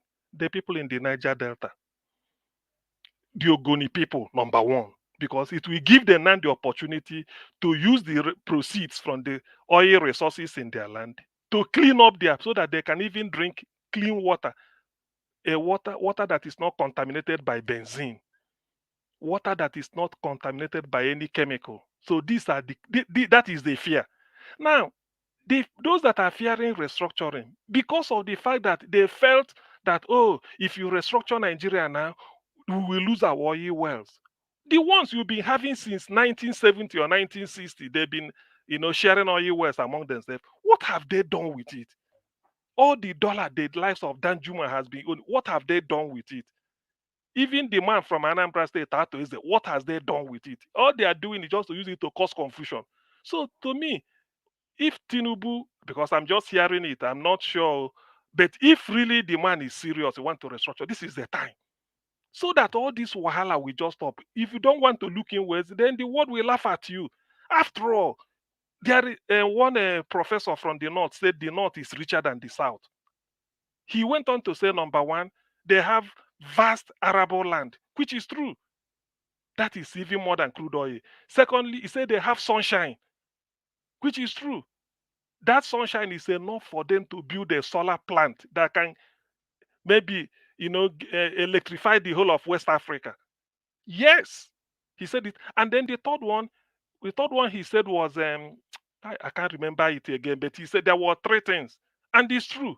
So why are they not utilizing it? Why? People in United States say the yam they eat in United States, it comes from Ghana. Why can't it come from Nigeria? Why? Why can't it come from Nigeria? You can imagine how far it goes. So the thing is that Nigeria as a country, look, if I don't really like advising government, but if I should, the time to tell Nigeria, look, this restructuring of 18, is that not what we went to do at Gowon and Dojuku went to do at Aburi? Only to come back and everything was set aside, and then we started descent into mess. So this is what we are saying. This is what we are saying. Nigeria, they should let go. All these cabals try. I don't see anything to fear. Restructure Nigeria, everybody will be happy. Even armed robber will look for job. Even those you feel that are disturbing you with your SUV, they will be forced to do something because opportunity will abound in every locality. You don't need to travel out of your region to feed, although you can still travel out because you need something. So that is the issue we are saying. I don't want all this all the time. Nigeria is just being, look at the mess the country has become. Economically, we are not moving forward. Social, politically, we are in a mess. Quagmire. Nothing is going. People are crying. From a 22%, what is it called, the interest rate, to is it 33? When you borrow money, when you borrow 100 naira and they are expected to bring back 133 naira, of what use? How are you gonna make the money? So when all these type of things are happening, look at, and there is a one way to solve it. Allow the center to be weakened, so that the regions or this thing will be strong, and then they fend for themselves. If every state is doing good, it means Nigeria is doing good. If every state is okay, so who cares for Abuja again? Who cares for Abuja? Then everybody will be happy. But until they don't want to do all these things, all they are feeling is that, oh, why should this happen? Some people feel they can put Nigeria into their pocket. That was then. No. This generation won't take that. One day, let me just recap what I'm saying. Where is Sani Abacha today? Where is Sani when he was sitting on the mandate of MKO, everything powerful? Where is Sani? Where is MKO? Even IBB is powerless now. Obasanjo is also winding down. So all these things, it doesn't help. Why should we be doing all this? Look at Emefiele. Look at Emefiele today. I can never believe that Emefiele will now be the way he is. Even the color of his skin, the way I'm seeing, he has changed. When I saw him the other day and they were showing him, I said, this is Emefiele, former central bank governor. Every gala night, you see them, they come and they regret. But that is life. Life is a passing shadow. Let all these leaders, let the so-called leaders, self-appointed anyway, let them realize all this. Life is a passing shadow. There is nothing to life. Today you are alive. The next minute you are gone. Why should people be suffering their fellow Nigerians with all the resources, with all the billions they are stealing? Yet, look at where the country is. So enough said. Anyway, I hope if they are listening, well, let them listen. But Nigeria is far from being a done deal. They should just get out. Tinubu, as a matter of fact, be your own man. Put your name. Write your name in the annals of history. This is what the people want. Restructure Nigeria. Let everybody, every region, take care of themselves. Whatever is going on in Niger Delta, let them use it. Whatever the Niger Delta is having, let them use it to develop their zone. There is resources everywhere. Everywhere. All of us cannot just be queuing to Abuja to go and take money. That is what they have to do. We discuss the percentage to bring to the center, and then things will start moving. You don't know that we can all work hard. If you don't work hard, you look at your neighbor, look at the way there. That is the way it should be. Then all this coming together too closely and perish on collision because we want to be one Nigeria to please who? To please one or two or three people. So I think that is my message today on a day that Madam Irene Finance, I wish you all the best. Happy birthday, many happy returns. I know you're a firebrand, and then Madam Martina Obasu TV. And Madam Obasu. Now why I say them be twins, Abi? They just get. I don't understand. I don't understand, and they can't do this thing. So please, may God continue to guide and protect two of you and the rest of those that are having their birthday today. It was really it's a reassuring. I know, Madam Irene Finance, if you are listening, I know because these days why I never hear from you, maybe there's nothing for me to confirm from Anambra State, because any kepu, any rumor where you hear, you go just ask CM, say, CM, have I heard it? Waiting to happen. Anyway, nothing to happen yet. Happy birthday, Madam Irene Finance, and then happy birthday, Madam Martina Basuyi. All welcome to. It's glad knowing you people from Niger World platform. Thank you very much, Niger. Thank you. Thank you, sir. Thank you very much, Augustine. God bless you, sir. Thanks for that submission. I appreciate you. Okay, Madam Irish Finance in the building. We celebrate your birthday since, so we don't break bottle everywhere. Don't break champagne. In fact, many champagne bottle where we break Azul, they inside, many of them. Now, the same will come pay, and I don't know, say, that's what the thing costs. So as we talk now, they don't lock us for inside bar for you, Madam Irene. They say if we don't pay, we not they go anywhere. I bet do as you want, continue to pay these bills before we don't break many bottles for your care since, trust me. Happy birthday once again. Thank you very much. God bless you all. All right. Before I come to you, Mr. Jonathan, I'd like to quickly go to Madam Patricia Tabojomi. It's good to have you on the show, sir. Madam, thank you very much. Happy Sunday to you. Please talk to us. Good evening to you. Good evening, Mr. Elvis. Actually, I came in just to wish the two ladies happy birthday. I bet wish them. Madam Irene Finance and Madam Martina Obasu. Congratulations. So happy birthday to you people. May the Lord continue to prosper you in your new age, give you more grace, strength, and glorify your name. Yes, give you more glory in your life and beauty. And I pray that everything that you put your hands to do going forward, it will be turned out successfully in the name of our Lord Jesus Christ. It's great to know that you guys are celebrating your birthdays the same day. Yeah, Mr. Elvis said you didn't know that it was their birthday. Wow. Because there's two coincident now, two of them the same day. It's good. It's good. That's one. They say two is better than one. So it's good there are two on the same day. So they complement each other actually. So it's very good. Thank God for their life. No, Nnamdi Kanu's trouble is still going on. I don't I don't know why they are keeping him there, but I know that they don't dare to let him die. Because if they try that, which means they want to turn the whole country upside down. But by even keeping him there, like Mr. CN said before, they made it even more popular than what he was. Because many people now are more agitating for him, people that are not Igbos, they are now agitating for him as well. So I think the injustice in that country is just too rampant, and something needs to be done. But at the same time, like I always say, you know, they said it is the rat that is in the house that tells the thief outside that there's something in the house.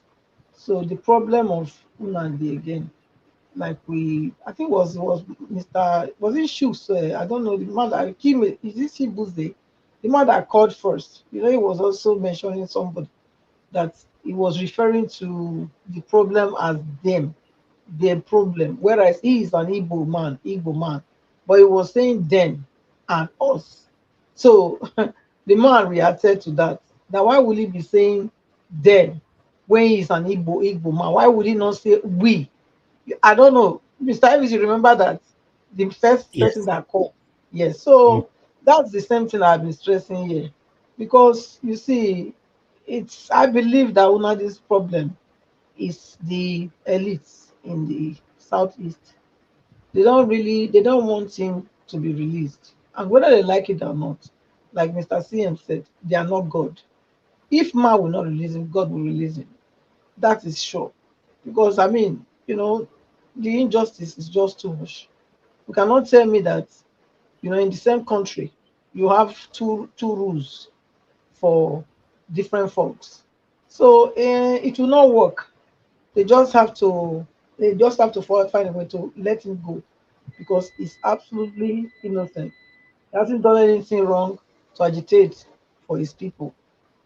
Because if the country was fair, there was equity, there was fairness and justice, you know, for all.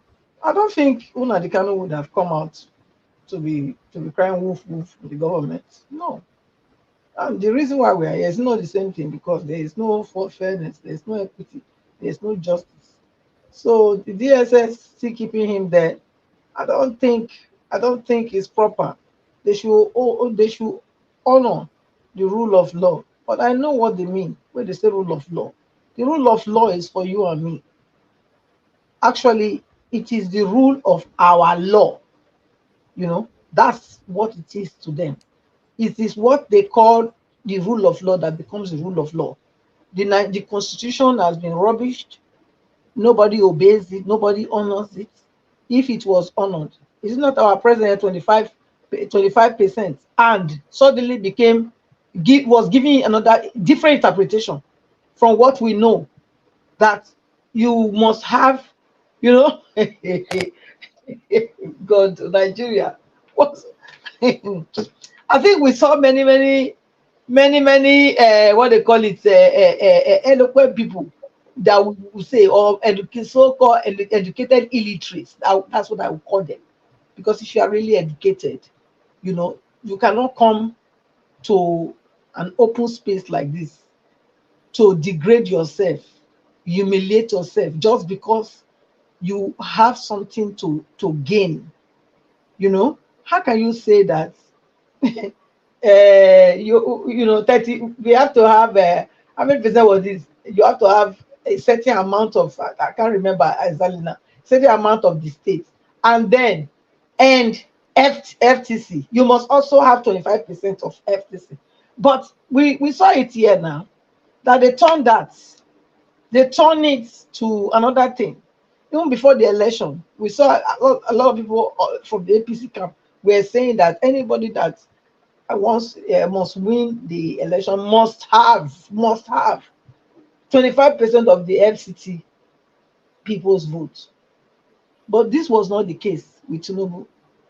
He didn't have 25%. It was Obi that had 25% and had that many, I think was maybe how many 30, how many states? Well, that 25 states, you know, then plus FCT. Is a must. Shall have and shall. And you know, so but they change it so that it doesn't matter anymore. We saw it now, so it's not the rule of law, it's the rule of our law. It is the rule of their law. You understand? It is it's not the rule of law. So when we are crying the rule of law, it doesn't make any distinction because the rule of law is not about the rule of law for us. It's for them. They are the one that defines the law. They tell you what it should be. They twist it when they want to favor them, and when they don't favor, if it's me and you, then they let the law, they give us the full wrath of the law. But when it comes to them, then it becomes the rule of their law. So it's like that. So Nigeria, we are really in a crossroad, and we need to do something collectively. The way I'm looking at it, so it's time, you know, for the Eastern people mostly to come together and really determine whether they want to Nnamdi Kanu release. Because if they really want him released, it will not take more than 1 day before they will release this man. Because what he actually is agitating for is for the common good of the whole people. But the elite on the top, they don't want it. They don't want it because if he's able to liberate them from their clutches, if he's able to bring freedom and liberty to the majority of the people, which means these elites, they will not have anything to be eating anymore. That's what it is. So we know what is playing, you know, but I think that there must be a way out for him because the injustice cannot continue. If man will not free him, God will free him. So I so believe that anybody that comes out, whether you are from any tribe or whatever, as long as you are fighting for the common good of humanity, I think you deserve, you know, you deserve to be treated well. You deserve to live. You deserve to see your dream come to pass.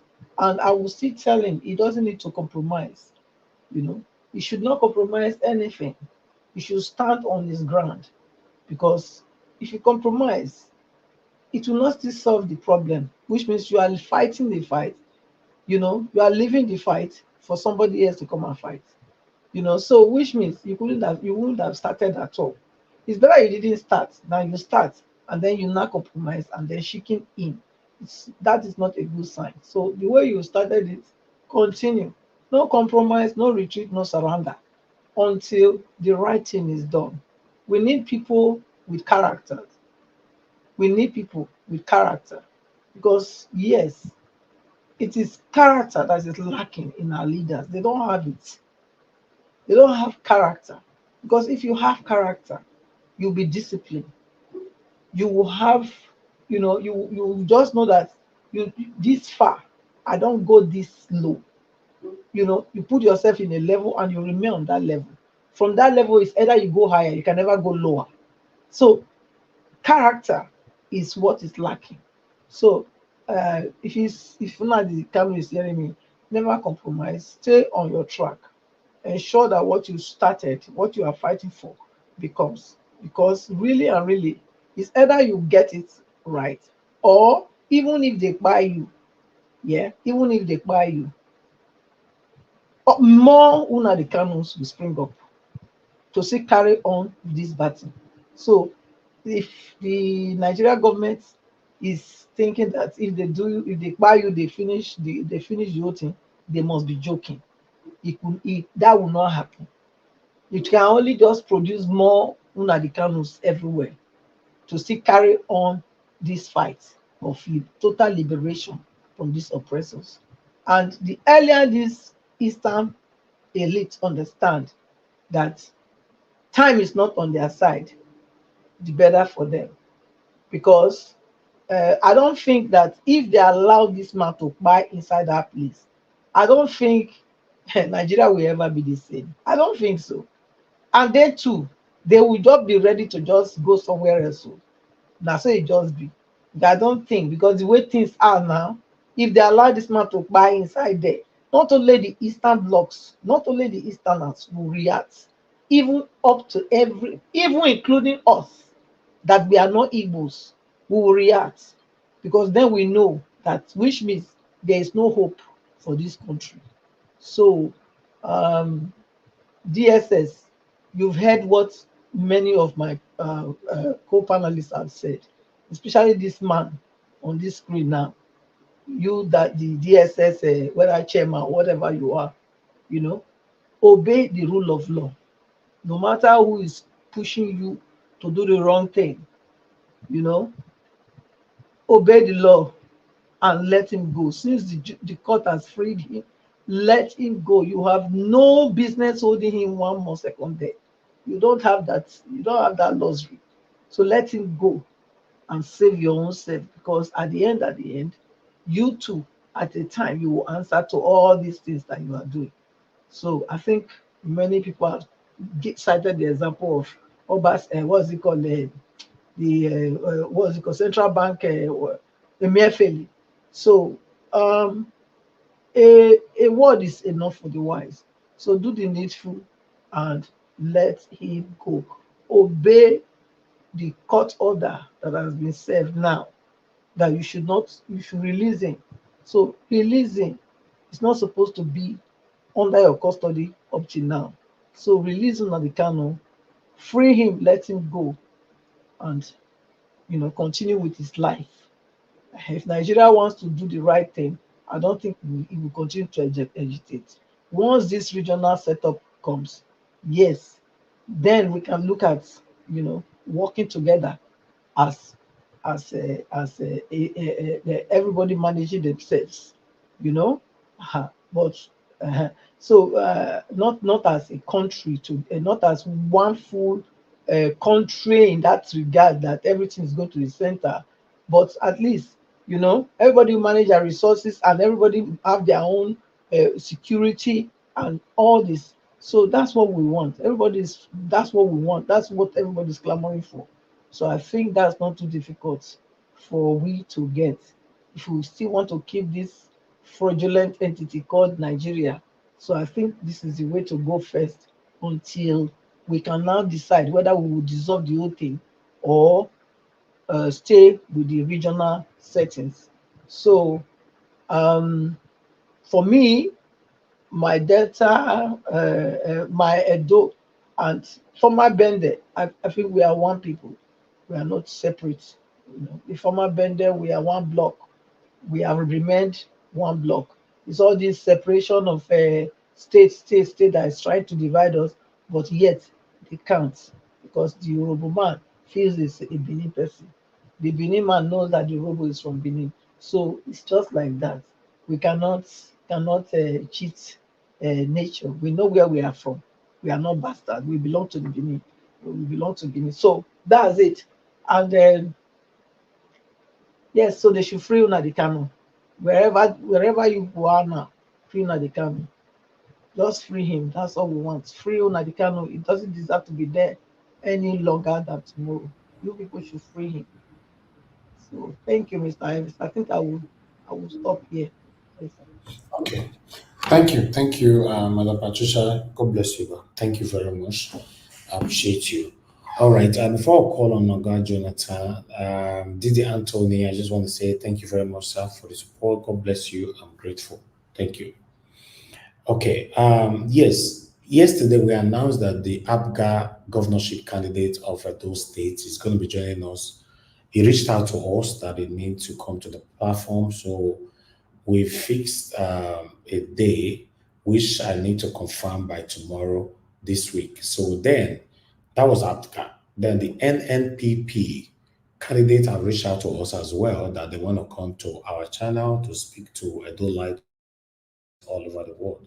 So this week we're going to have more of them. We're having the ABGA governorship candidate, we're having the NNPP governorship candidate, both of them is coming in. I've scheduled Tuesday and Wednesday for both of them, but one of them have not confirmed that yet. So if both of them have been confirmed, so it's going to be back to back, having one today, the next day we're having another one. So yes, let's do this together. God bless you all. Garcian, do you want to say something, sir? Yeah, yes, I'm really happy with this news. The more the merrier. Why I say this is that it will make, already we know, just like let us know what they think about the problem facing Edo State.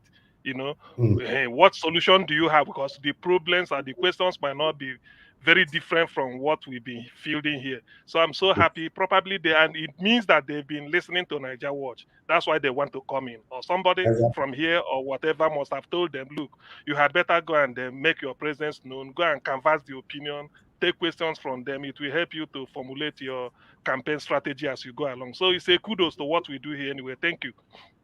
Thank you, sir. God bless you, sir. Thanks for always encouraging me. Appreciate you, sir. All right. Thank you, everyone. Let's hear from the last person on the panel, which is Mr. Jonathan Kingsley. It's good to have you on the show, sir. I thought you were not going to join today. You were having some wonderful red wine and turkey, you know, and what else? Relaxing to. Yes, Mr. Elvis. Yes, Mr. Elvis. Thank you very much. Good evening and greetings to you once again, and thanks for the good work you are doing. I greet all the fellow panelists, those that are on the comment section, and those that are listening and watching this broadcast. Please take time to like and to subscribe. Welcome once again. Let me greet those that the two ladies. Happy birthday, Madam Irene and Madam Martina.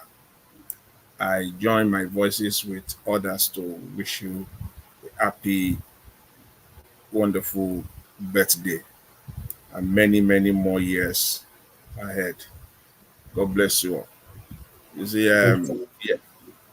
yesterday I was I was not on the panel. The obvious truth was that my space was occupied by people, people who are watching the Champions League final.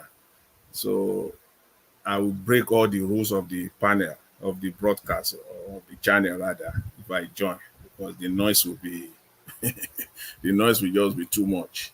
So I decided to, just focus on one. I had to choose one. I had to watch the Champions League with literally my basement was taken over completely yesterday. So I couldn't join the channel. So yeah. So thank you very much, Mr. Elvis. Thank you, sir. Thank you very much. Thank you. Yeah. So you see, for me, I know that Dr. CM have spoken on the Abia Nnamdi Kanu and Madam Patricia. They've spoken well on the Nnamdi Kanu matter. For me, I just want to add one or two things to it, which is this continue. You see all these police, the military checkpoints across eastern Nigeria. I want to speak on that briefly. And I always say, it doesn't make any sense why people in Nigeria will be saying the Nigerian army is overwhelmed. Maybe they think people don't know what they are saying, or people don't understand English. Or when you are using the word overwhelmed in the context of the military or the law enforcement, we don't know what it meant or what you are saying. Maybe that's their thinking. Because when you say you are overwhelmed, it simply means that you have exhausted your manpower. You need more. You need more manpower. You have utilized them all. That's what you are telling us. So we know what you are talking about. But you are using them in an abnormal way. When you brought the man that was speaking on Arise News today and with some video clips, you see the military army and the Nigerian military men we saw them there in all these checkpoints. What are they doing there? I don't understand. Somebody should come and tell us what are they doing there. I still can't comprehend that. Maybe they will come and stop this rubbish saying that the Nigerian military is overwhelmed. Sometimes ago this year, I took time to brought out the manpower force of the Nigerian army, just the army alone, not the Air Force, not the Navy, just the army alone. Nobody can tell us that the Nigerian army is overwhelmed. It can never be. It is not so. It is not overwhelmed. Where do you want to start from? The second, the third, the fourth mechanized division. Do you know the number of armies that are there? Where are they? Please tell us, where are they? Battalion, the Nigerian 2nd Brigade Battalion. Do you know how many army made up a battalion?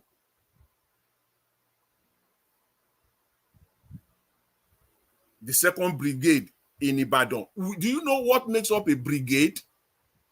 Where are those people? Where are they? Is Nigeria fighting any war right now? Where? I'm only talking of only the western region.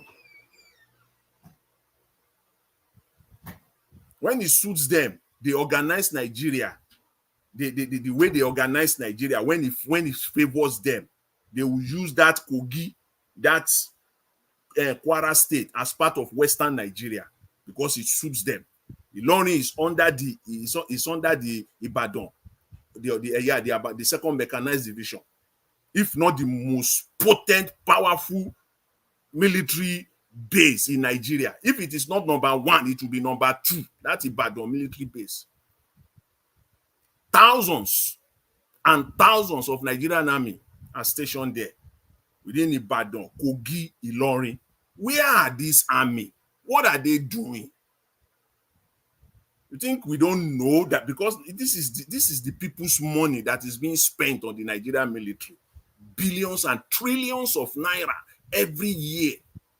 It's the people's money, it's the taxpayers' money. So we have the right to know where you are, what you are doing. So we know. So don't come and bamboozle Nigerians and say you are overwhelmed. So what we saw happen in Abia earlier in the week, for me, is just totally uncalled for, and they just like to lie to the face of Nigerians that it is the military, that it is the people. The military is at the receiving end. How could the Nigerian military be at the receiving end in that event that happened in Abia? How?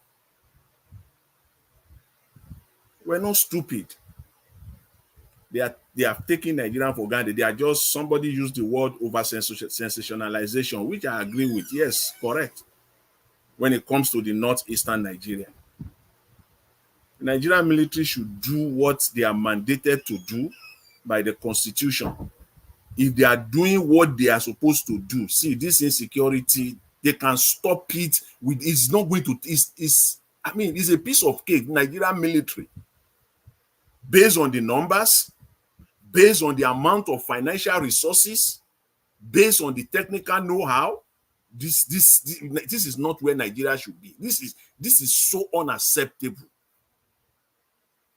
And if anything, it is sheer man-made and wickedness on top of it, because people are buying every day. So with respect to Nnamdi Kanu, say, my question goes to the Attorney General, Fagbemi, about a week plus ago, when he said, they asked him openly, publicly, why is Nnamdi Kanu still being held? And his response was that Nnamdi Kanu, his continued detention is according to the law. It's based on the law. I quote and unquote, the continued detention of Nnamdi Kanu is based on the law. Femi Fagbemi says so. My question to him, the Attorney General, is what law? Maybe you will need to speak. When you responded to that question, you just stopped there, and then you started parade. going in circle. You should have spelt it out. That specific law of Nigeria, as per the Nigerian Constitution, under which you are holding Nnamdi Kanu today. Please tell us. Maybe we don't know. That law that is different from the same law that you applied to Miyetti Allah leader that was released last week because it's terrorism charges. This, as I always say, Nigeria is a soap opera. We've seen it before. The court have issued this statement before that the DSS boss will be in prison or will be charged for contempt of court. We have seen it before. Remember in 2019, Showore, we saw it, the same thing. They didn't do anything. It's just, that's just how they, it's just the game. Nothing will happen. It's a country where you have two sets of laws for the same crime. Because I'm asking myself, this issue that you are holding, that you are accusing the DSS chief for, that is not allowing Kanu to prepare for his defense. How did Kanu prepare for his defense when Ezekome was representing him? SAN. How, at that point in time, when those SAN were representing him, you mean the likes of Ezekome will request DSS that he wants to see his client. DSS will now surround themselves that they will not prepare a room for him. See, there are things that we must know. It's just, you mean someone like Ezekome will have a client in the custody of DSS and he will ask DSS, I want to see my client so that I can prepare for the defense. So see, DSS will not allow, they will not permit him, they will gag him. It's not going to happen. Because I just don't know how he prepared for that case up to Supreme Court when Ezekome and his team were representing Nnamdi Kanu. So what is happening now? It's a country of two sets of law for the same crime. Total disrespect for the rule of law. As per the man that is calling the shot now in Aso Rock, Mr. Tinubu. See, I listened to Dele Farotimi's interview again. See, the best bet for him, you see, is just to resign. If you cannot put a credible system in place that will bring a true electoral system, a credible electoral system that will put a credible electoral system in place, please resign. There is nothing. See, Mr. Tinubu, there is nothing you can do. First of all, you don't have the mandate of the Nigerian people. Second of all, you are not accepted by the generality of the Nigerian people. Therefore, there is nothing you can do in this space, in this time, in this present Nigeria. There is nothing you can do that will work in Nigeria. The only thing you can do is either you resign or you put a true, credible electoral reform system in place. That's it. That is the reason why when I saw the paper, I call it paper. I don't want to call it a bill. I call it a paper. Paper. P-A-P-E-R. Paper. I saw that paper. That thing they call, that paper that they call bill, that they want to restructure Nigeria. It's a fallacy. It's not going to happen. When I saw it on Friday, it's not going to happen. We are asking a man to reform the electoral system. He cannot reform the electoral system. He now wants to take this big leap to present this paper to deceive Nigeria and distract Nigerians again. If anything, even if it is true, If it is not distraction, it's not going to happen. Literally, they are sacking themselves. That's what you are saying. If effectively you are telling Mr. Tinubu to resign, effectively you are telling all the governors of the 36 states to resign, effectively you are asking all the ministers to go, all of them will have no job again. That's what you are saying. That's the, if you want to put that document in one word, all you are saying is that let's just use another way to get Mr. Tinubu to resign and find a way to get all the governors to vamoose and get all the ministers no more jobs and all the senators and all the house members nothing again. They will go back to their jobs, go back to their their villages, go and face their normal. That's what you are telling them. People that cannot, ordinary electoral system, put a credible electoral system in place. You are putting this bill. It's wishful thinking. This paper, you are putting this paper out. They just think people are fools here. That's not going to, by my own estimate, it's not going to happen. And I can put a bet on the table. Anybody, I'm ready to put a bet. Name your amount. Well, let's bet on this one. It's not going to happen. We put it on Nigeria Watch. Not by mouth. We'll put it live. We bet we'll put it live. It's not going to happen. These people, that paper, have you read it? It means that, it simply means that, see, everything we are asking for is on that paper. Aside from one or two blemishes that are not even, those are not even issues, because you cannot get a perfect law. You can only work with it and make it better as time goes on. So that paper itself is good, but it will be wishful thinking for anybody to think that these people will even, they will not even talk about it. So wherever it comes from, it's still beyond me. I don't know. So for me, it's just a distraction. I don't think it's going to happen. So Nigeria will continue in this mess, in this economic mess that we're in.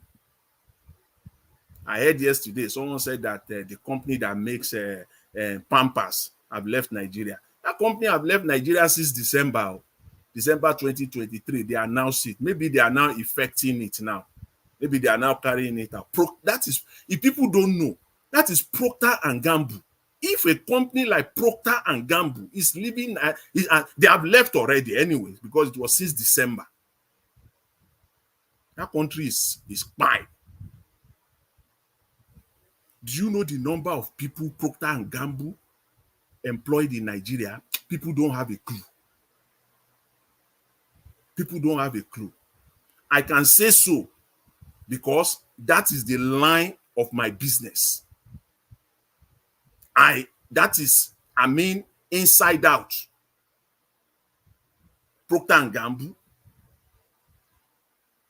If you know the number of people they employ in Nigeria, directly and indirectly, directly is in the thousands. Indirectly, it's running to hundreds of thousands of people. Enter any market in Nigeria. Is it the Balogun market? Is it the Ojuwoye market in Mushin?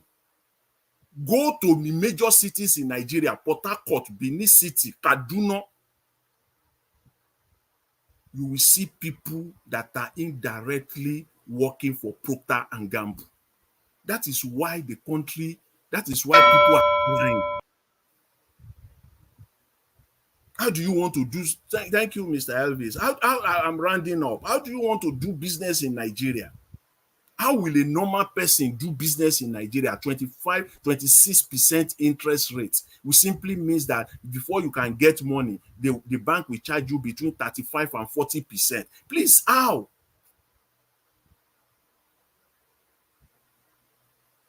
So that's just where we are in Nigeria. So, Mr. Tinubu, your job is well cut out for you. Resign or put a true credible electoral reform in place. Then you are talking. Then the generation yet unborn will not forget you. They will not forget you. Your name will be written amongst those that we will call leaders in Nigeria. If you can do that, perhaps just perhaps your sins might be forgiven. Thank you very much, Mr. Elvis. I really appreciate All it. right. Mr. Jonathan, thank you, sir. Thank you for your voice, your submission. God bless you, sir. Thank you. It's supposed to be Mr. Odua. You just left, you know? Okay. Maybe when you come back, you continue from there. Guys, press on the like button, help us to share. God bless every one of you right there. Thanks for joining us. Press on the dollar sign, encourage our work. Help us to subscribe to our channel. Okay, the next person is Madam Luke. Then I'll come to Oga Chris. Madam Luke, it's good to have you on the show. Good evening to you, man. I saw your comment earlier on the comment section. I was just laughing. But I don't add criminality. I don't add criminal to be taboo now on the platform. The list they long. Oh hell. Anyway, the rules are the rules, Abi. Yes, that's no problem. So, very soon you will have satanic. Very soon. No, satanic is old now. Satanic don't stale since. No, maybe go add them very soon because before no. For where? That is his. We know they use them again. You go add them. That is his language. So he can't buy it. When I add satanic, that means when I know why they come the channel again now. Exactly. What did it remain to buy? What did it remain to talk now? Anyway, first of all, I have to say hello. Good evening, Madam Mommy Diaspora, Mr. Avis, panelists, the commentators, viewers, and the callers at large. And the birthday girls. I said I'm not even going to write it. I have to wait till I get off the road. Then I come and say, I don't copy the link, put somewhere. I say I have to give a special happy birthday to the twins of the house, Madam Marie Finest. Oh, happy birthday, oh. Madam Martina Abasi TV. Happy birthday, oh. May your days be long, full of prosperity, peace, happiness, joy, good health, and all you wish yourself that Nigeria cannot give us, and more. Thank you. Happy birthday. Happy birthday. Good to see you on the day that you're celebrating you, and we have to see more of this, where people come and celebrate themselves without worrying about Nigerians' problems. Life must go on. So, having said that, yes, so our list is getting longer. We cannot say criminals, yet here we are in our own God's own country. We are saying that Donald Trump is a criminal. 34 counts and loading. A former ex-president. A former U.S. POTUS. A former POTUS. We can say that anywhere in the world. We can say that anywhere on YouTube. We even have many caricatures all over the US of this, even his famous orange jumpsuit. But here we are. We cannot even call our own people. Everywhere you go is those gagging and gagging and gagging and gagging. If you're a criminal, which other name will we call you? What I don't understand. I really don't understand it. But like I said, you can call them close to criminal. You know close to criminal.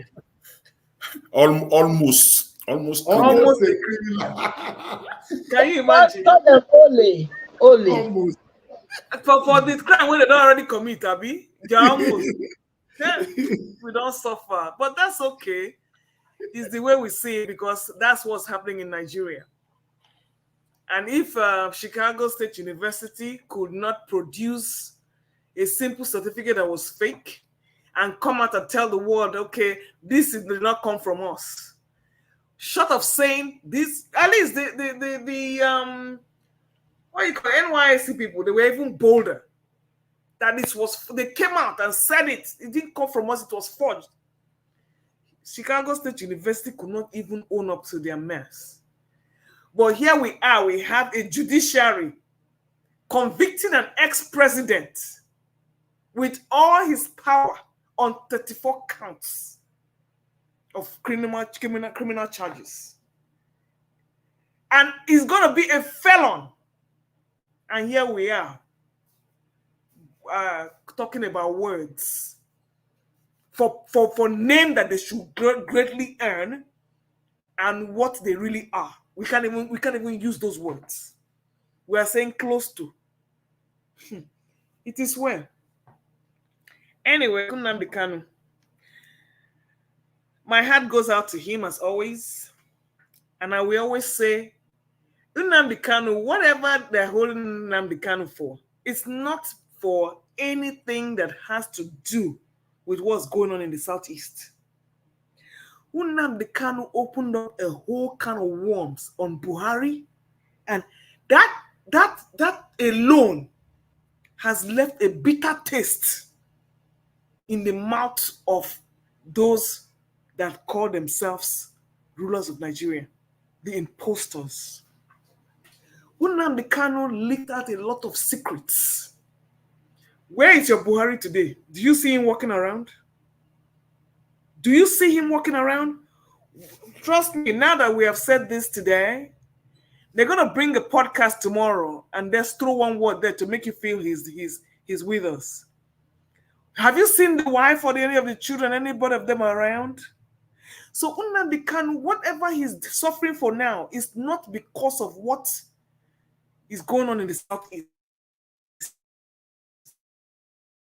It is the secrets that he exposed that pained them so much that they had to go and kidnap him. It is the same thing that is touching them to the bones today, because they know that that was a fact. That impostor in Aso Rock is not one of us. So, is he ever going to be released? I don't think so.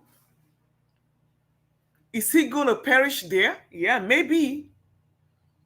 Because you can only incarcerate somebody for so long before they lose their mind with all the health issues and everything. And will Nigeria do anything about it? Of course not. Will the Southeast do anything about it? Of course not. Come on to go and fight injustice for bulldozing your house. You can't come out to complain. Is it when Nnamdi Kanu died? So what will you do? You enter the streets and start doing what?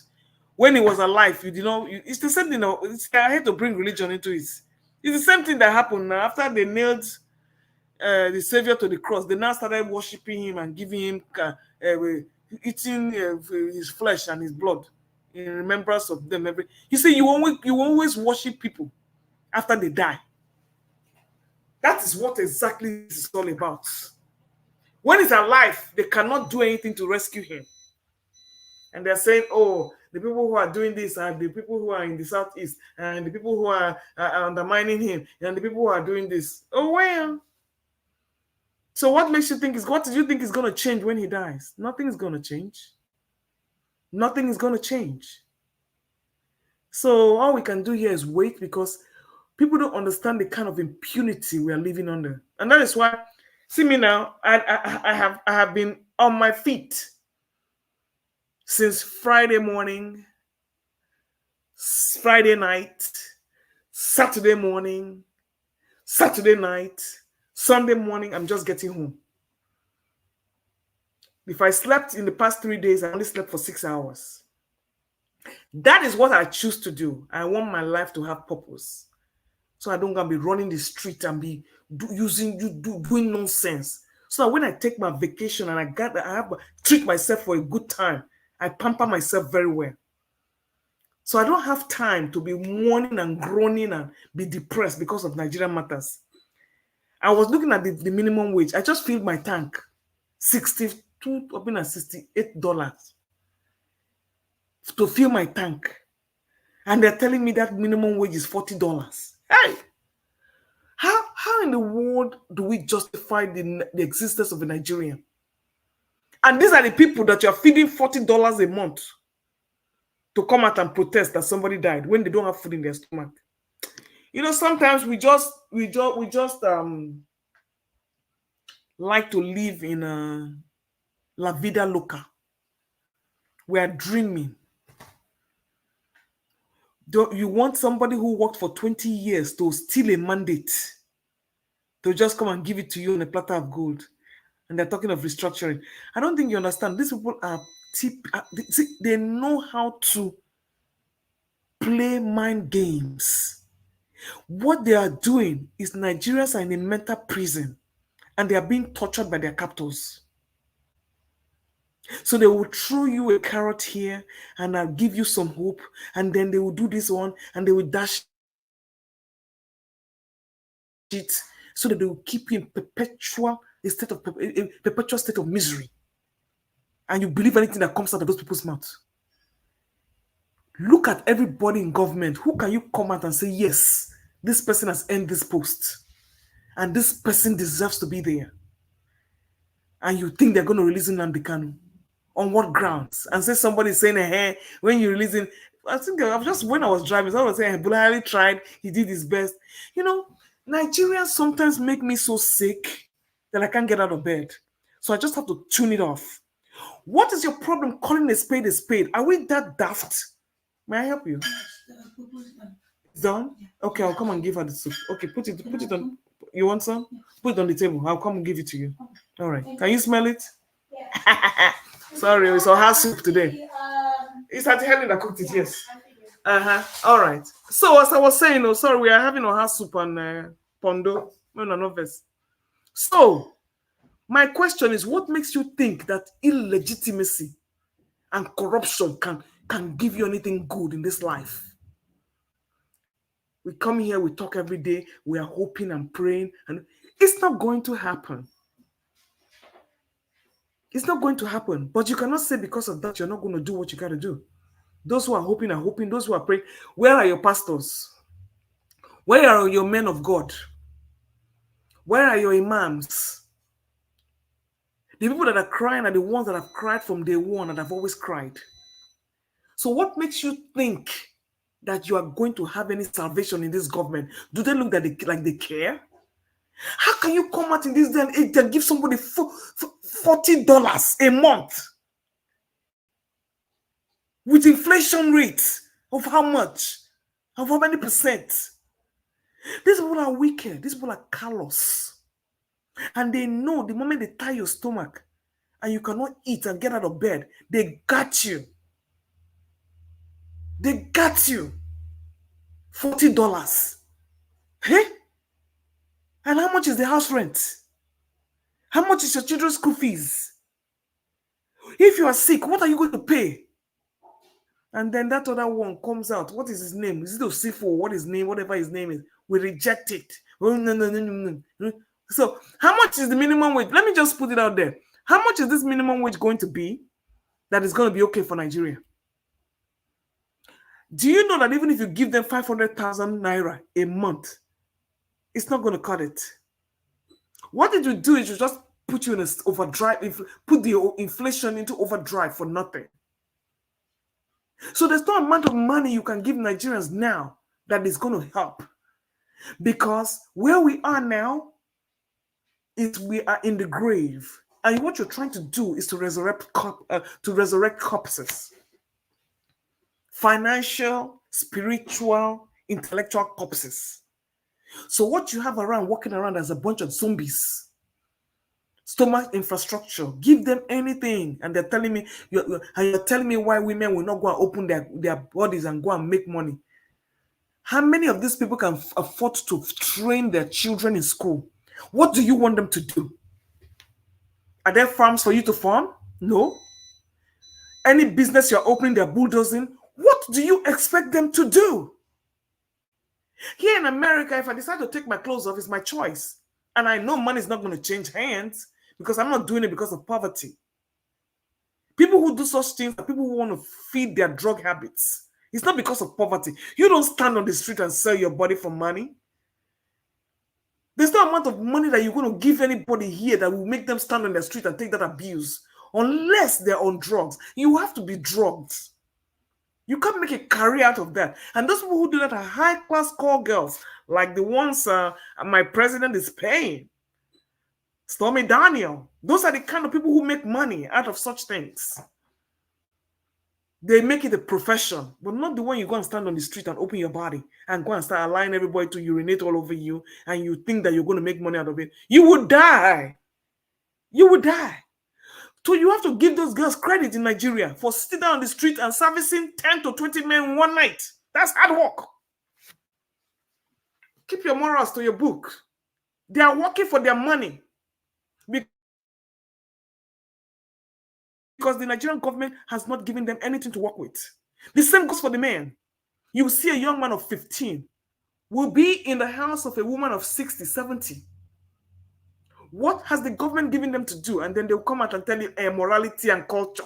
Morality and culture. Sorry, like I will say again, you don't have a culture. The only culture you have is a culture of poverty, a culture of selfishness, a culture of wickedness. So all those things you are preaching is going to the bush because you have sowed the seed for those things, for those immoral acts to happen. I bet Mr. Niger watch. Today I was coming to discuss paternity because there are hot paternity cases all over the UK dear. Me, I don't tire all this paternity case just everywhere. Okay. I wanted to bring them on, but I just thought, this one was so sad. Hey, that is what I wanted to discuss today because you can swap. I don't mind though. I don't mind because it's just everywhere, not just. Please, I beg that one is so painful to me. No, this one is so painful to me. And this man, Nigerian man, yes, a Nigerian man was dating a Jamaican woman in that UK dear. I don't know whether they were married or whatever happened, and they had an 11-year-old son. This man went to Nigeria to visit his family. His mother and his whole family, they persuaded him to dump that lady because of culture. You know, hear our culture. This man did not even be together for so long. Yes. Did not even look left or right, did not even pity his 11-year-old son. They brought this lady from church. She's a church-going, God-fearing. You know, these people, like I always put it to the men out here. You think, see, even a virgin can turn into a call girl in a New York minute. All this your tear rubber. Me myself, I was tear rubber once, so you know. So a tear rubber can change in any second, any minute. But going back to my story, this man went ahead and got this holy wedge in the name in the form of Virgin Mary all over again, and secretly married her. Not only did he marry her, they now had 2 children. All his businesses in Nigeria, the children's free, he was footing the whole bill. He was doing everything. I think he was a 6-year-old and a 4-year-old. And this man is in his late 40s. Oh, he's not a small boy. Late 40s. Agbanya, a fool of 40s, a fool forever. Guess what happened? He wanted to finally bring this lady over because he was trying to settle this Jamaican lady, make sure everything was clean before bringing this Nigerian woman over. Waiting cost for her. This woman, they said he told her that on the condition that they will do DNA test because it's part of the filing, which is true. If you're filing for children and bringing them as dependents, you have to file for DNA. He said this lady convinced him that they had a war. This woman was doing everything possible that they will not have that DNA test. Came up with all excuses. The man was like, this is not my rule. He started getting worried. They did the DNA test. The 2 children are not the man's own. The 2 children did not belong to the man. This is your tear rubber virgin, Holy Mary, woman of the church. And in Nigerian church, I don't know what makes you think that Nigerian churches in Nigeria, what you have there are shrines.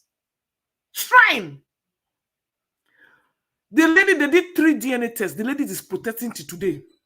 She said that it's all lies, that she must get a doctor that they can trust. She did everything to manipulate the test. Right now, they speak. They say the man is under observation somewhere in the UK. There, the person who got the story reached out to the Jamaican The lady. man is under observation for what, Madam? He said it's in his 40s. Where will he start now? Or you mean the mental problem? Yes, sir. Okay. He said it's in his mid-40s. Where is he going to start? Where is he going to start? And then the man reached out to the Jamaican lady. He said the Jamaican lady said that the thing that hurt her the most is that when he came back from Nigeria, he stopped talking to her and abandoned their son. That ever since he got those 2 children and with that woman, he never looked in the direction of that son. She raised that child alone. And that when he came in, she was always asking him what was going on. He never was man enough to tell her, I don't want this relationship anymore. He said he was playing her until he finally dumped her cold. I know where he will start to. You have to go and start from where they say you should marry culture. That's right. The lady said she will never in her life forgive him. That she will never. And she has banned him from seeing that 11-year-old child because the child doesn't even know him. Now, the man is in the insane asylum there. And the lady is still denying. No? She's still denying. You see, what goes around comes around, and karma is a real. Can you imagine? And you know the sad thing? This man said this Jamaican lady did not do anything to him. They never had quarrel. Their home was peaceful. They never had any issue. Because he wanted to go home and eat pomo and eat unkobi. He dumped what God gave him as his ordained. I don't know what people reason. Now the 2D are not his own, and he has invested so much money. They were going to private schools. They were doing this. They were doing that. All his businesses. He was actually hiding money in Nigeria. So that was those are the kind of things I really wanted to discuss today, because this Nigeria matter. There's no end to it. Madam Luke, there is this comedian. They call him MC. I can't remember, MC Pikin or something. Yes, he said there was a man like that. There was the man like that. Inside chick gave birth to a child. In the happy. In wife too can't give birth to another child. They can't they happy. They do DNA test. None of them being old. Both sides, chick and wife. Everything. The man went into coma. The man went into coma. He said that. Wow. He said that the matter then there up till now. You know all this comedian. He said they say, the man can't they happy. Can't they tell him friends say in score home and their way. Say in the Chelsea in the score away, score at home. They do DNA test. None of them be home. They score home and away simultaneously. What are they doing to? I should say something here. There is one understanding I understand about this DNA test today, even not today, that at times you can do DNA test. It will fail. It will tell you that this child is not yours, but the child will be yours. That there is another way of test that will prove. Mr. Odua. Odua, listen. Odua, this is my area. Listen, let me tell you. Listen. This is my area. If you go and do genotype, say you want to know your blood group, you can tell the person doing it, say falsify it. The person go falsify, say maybe in a K be your blood group. If you take that same blood sample, go where they do and do the right, they will tell you your blood group. So if you doubt a DNA test, you repeat it in somewhere else. There's no other way. It's always correct. If they find it correct in a place, it is correct. There's no. Let me say the thing that the person described. The person described that there is what they call ancestor, something like that test. Please, wait. Please, I want to give the ladies, the birthday ladies, my pot of oha soup. Madam, which can't get this black soup. This is all happening. Madam, look, don't be threatening us like this. It's not right now. So, Happy birthday, ladies.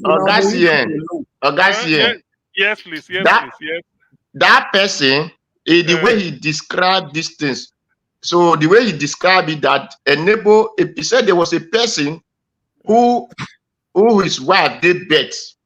So they do DNA test. Yeah. The DNA they said that the child is from his uncle. That is not him direct. But he look around, he doesn't have any uncle. He's only a person.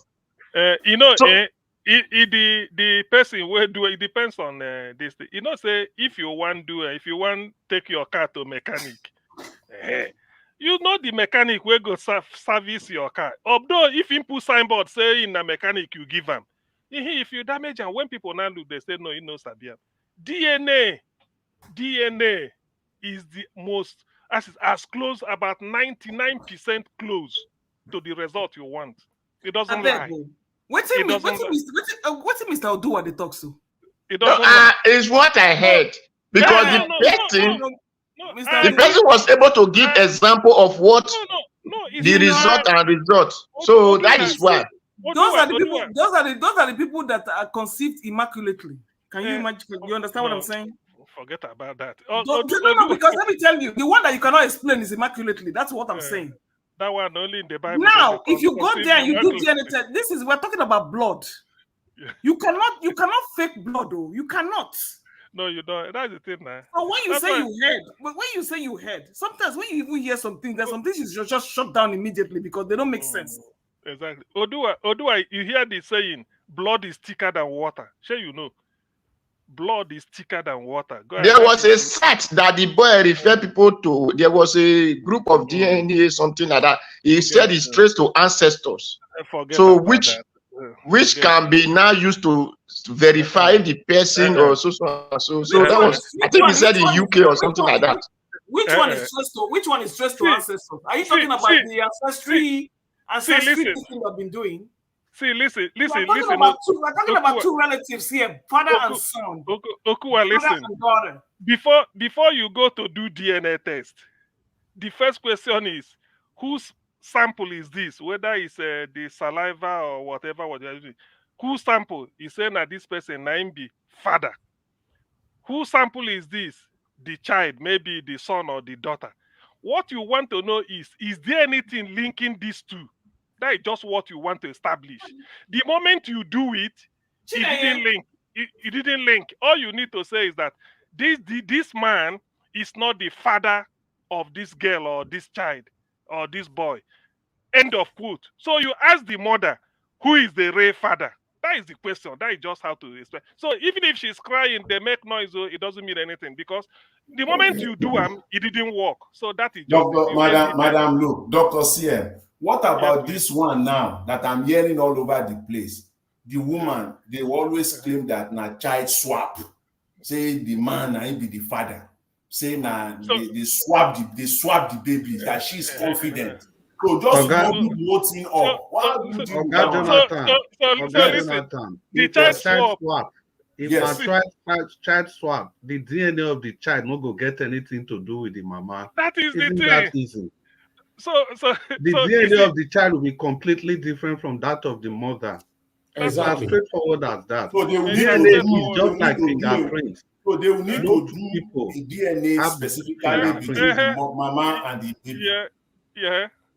It's as simple as that. When you do it doesn't work. It doesn't work. So yes, if it's child swap, they swap the child. It has nothing to do with the mother. Exactly. The DNA from the child can never match with the mom. So you can say, this is not my child. Because a woman can also say, no, they gave me the wrong child. It's not my child. They swapped it. They gave me another one. Then that one they gave her, if you do the DNA, it won't work. But if she's insisting that the other one is her child, if you do the DNA, it will work. So DNA is like, that is the highest science. With PCR, they do it. So it's the highest science. You don't do all these things. That's why the chart, make we return to where I started. He can't be happy. He say, people, they throw away drinks. They buy drink. They tell and say, don't do DNA. When you do DNA, both child fail. The one of away match and the one of home, they think fail. So what do? You begin cry. You don't know what to do. So So that is All it. right. That is the thing. Let's hear from those of you who never talk. Oga Oduwa, please use your time. So let's come to Mr. Chris. May not come like say nourish my tongue. Thank you. Good evening, everyone, all the panelists, Mr. Naija Wash, commenters, listeners, and viewers. Happy Sundays to everyone. Well, the topic which I saw, or what I saw, is that the DSS and the court orders. In Nigeria, I believe with the law of Nigeria that the DSS is superseding the court, because since, and according to what I still get as information, that the DSS is not even in Nigerian law. So, and what is not in Nigerian law is operating in the country. Is one of the reasons whenever court give order, they doesn't obey, because they cannot organize a group which is not known to the country and expect them to obey the court order. That is why they can go into anybody's house. They say they are investigating, they are this, that. They can just go into anybody's house and arrest them or kidnap them, whatever they might do. Because if they only go for kidnapping, they just kidnap them and put them in one corner. They will be filing paper and say they are going to court, filing paper. Whenever court say do this, they will say no, we will do this. Whenever they want to do their own, they will not go to court, and court will say, okay, you people should go and do it. So is it not the DSS is bigger than the Nigeria court? I want to ask a question. If the Nigeria court give order to go and arrest the DSS, which of the department that is going to arrest the DSS? So I will want people to tell me that, because I know that the DSS that is arresting all departments in Nigeria now. They can arrest police, they can arrest those whoever they hit, they can leave those who they like, they can benefit those who they fit to benefit, and they can cheat those who they fit to cheat.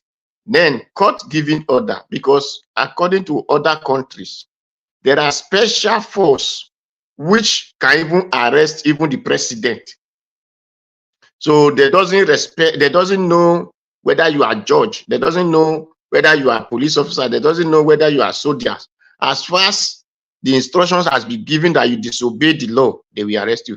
Please, can anyone tell me the such section of the force in Nigeria that is doing that, so that we will know that as they give the DSS order to release Nnamdi Kanu, since he disobeyed, that the people that will go arrest these DSS people. So if anyone know, he will put it before me. Thank you. Then for other things is that this national anthem, I have taken time and heard the way it's being put before people. And it is really good for we to deliberate on this national anthem. Not just like the way we are saying, we like it or we don't like it. No. We should know that the British people were businessmen who came to buy this, our Africa group, in the hands of the Dutch people or the Niger company. So they were making their business. They know that their business with those Niger people will expire in 100 years. So when they want to leave, they not told the people of that group, South Africa group, said, we are putting you people together. Because our business will expire 100 years. So by the time our business expire, you people look that you cannot cohabit, go on your separate way. Because there is something I picked from there. He said, Nigeria, we hate thee. Our own father native land. Please, what was the Nigeria? Because our father native land was never in Nigeria. There was nothing like that name on our father native land, Nigeria. So he said, Nigeria, we hate thee. We hate the British people for destroying their father's land. Then he now said, although tongue and tribe may differ in brotherhood, which of the brotherhood are they standing on? Is there any of the brother who really come together and say, yes, let us stand that in this oneness? And since they left the country, the British left the country, has the Nigerians come together and say, this is how we stand? So we should be putting all these things in context and know that Nigeria will never work because the British know that it will not work. So they said, in brotherhood we stand, where nobody will be oppressed. Since the British left the country, has the people not been oppressed? Even till today, are we not be oppressed? The one that come and steal the vote that was not for him, is it not oppression? The democracy that they say they have, that every year they will tell you, if you are not of this tribe, don't come and vote here. Even if you want to vote, you must vote this so party. We'll be giving order. If you are not voting this party, don't come. Is that not oppression? And they want to tell us, they said the banner that is not stained. Do we ever have the banner that is not stained? Green, white, green, is it not a stained banner? Is green not a different color? Is it pure white? Or is it pure green? So when we see this thing, we know that people that are just shouting one Nigeria doesn't know what they are doing. It is time for we to go our separate way, not just Nnamdi Kanu. It is time for everybody to look into this national, British Act 19-something item they brought to Nigeria. That really let us walk our way. Then if they want us to be a country, we can have a different name. And we need to come together in agreement, which they claim that brotherhood. We need to come together as brothers to discuss it, to stay together. Because when the British left, their cohort, which is the Sahara Fulanis who came to the country, know that the first oppression have left. So we now have opportunity to grab this position. That is where they now grab it and start the oppression that we are facing today. It is not good for we to put it in the mentality of all Nigerians, whether you are from the north, you are from the south, you are from the east, you are from the west. You might be from south side, you might be from north, you might be from east of west. It doesn't matter. Put it in all their brain that we were never one and we can never be one because the British put it so. So that is the reason they even canceled this national anthem, for people not to know that they were not one and that they can never cohabit except they come in agreement. So for me and others who see this view should let others know that we are not one. It will be difficult for those who say they are dividing region or they are putting this B before this or whatever paper to make a region. Please, how are they going to make this region? Because I ask, isn't those of my brother in Kogi or Benue that they put in the north that they are going to use to make a region? Or is it those of my brother in Ibadan and they put in Kwara? My brother, in Lori people, they now put in Kwara and place to the north. They are going to use to make a region. Or are they going to divide these people and say, go back to your family, then before they will make a region? So they should let us know when people will just say everybody is going to region. It is not just only the Edo and Delta, that is Benin. So you will check all the history wherever the Benin people are. Then before you say you want to make them a region, not just come and say one white man came and they not name it state, they not name it whatever name they might give to them. Then you say that is a region, or they not make it a region, they not call it a region. You say that is no. My father children remember my father children. My mother children remember my mother children. My friend are my friend. Wherever they go, that blood of my family, my father is still in them. So if you want to divide us, it will not be possible. All of us should wake up and fight for our right. I hail Nnamdi Kanu. I praise him. So if they like, if they refuse to release him, the national anthems need to wake everybody up. Because there was one of our brother who sang, he said, get up, stand up. Get up for your right. So it is time for all of us to stand for our right. No longer to see because of the money or the 160,000 car they want to give to anybody called Senate or whatever. It is even good when we use all those Senate to learn, to teach them how life's supposed to be. Since they refuse to be a leader, we need to lead them for them to know that not just to go there and collect vehicle or collect money. That is sending you there is more than that you think you are. Even this governor putting you in this position is bigger than that thing you think you are. So that is what my take in all these issues. Thank you.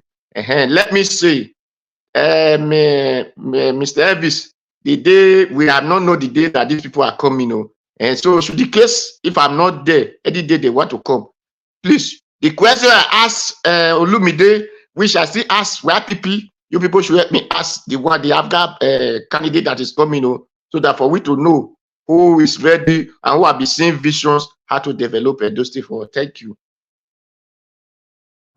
All right, Mr. Oduwan, God bless you, sir. Thank you very much for your submission. Okay, the last person on the panel is Oga Chris. Oga Chris, I beg talk to us. Good evening to you. Happy Sunday to you. Good evening, Nigeria Watch, and good evening, everybody on the panel and on the comment section. Before I start, let me quickly just wish the birthday people happy birthday. I wish you all very many happy returns. Talking about Irene Finest and Martina Obasui. I wish you happy birthday, madam. And yeah, Mr. Anjawash, thank you for coming out again today, and thank you for giving this opportunity for we to contribute to the burning discussions in the country. And I thank you for expanding the horizon of the people that you are bringing here, and this with as regards to the Edo State gubernatorial election.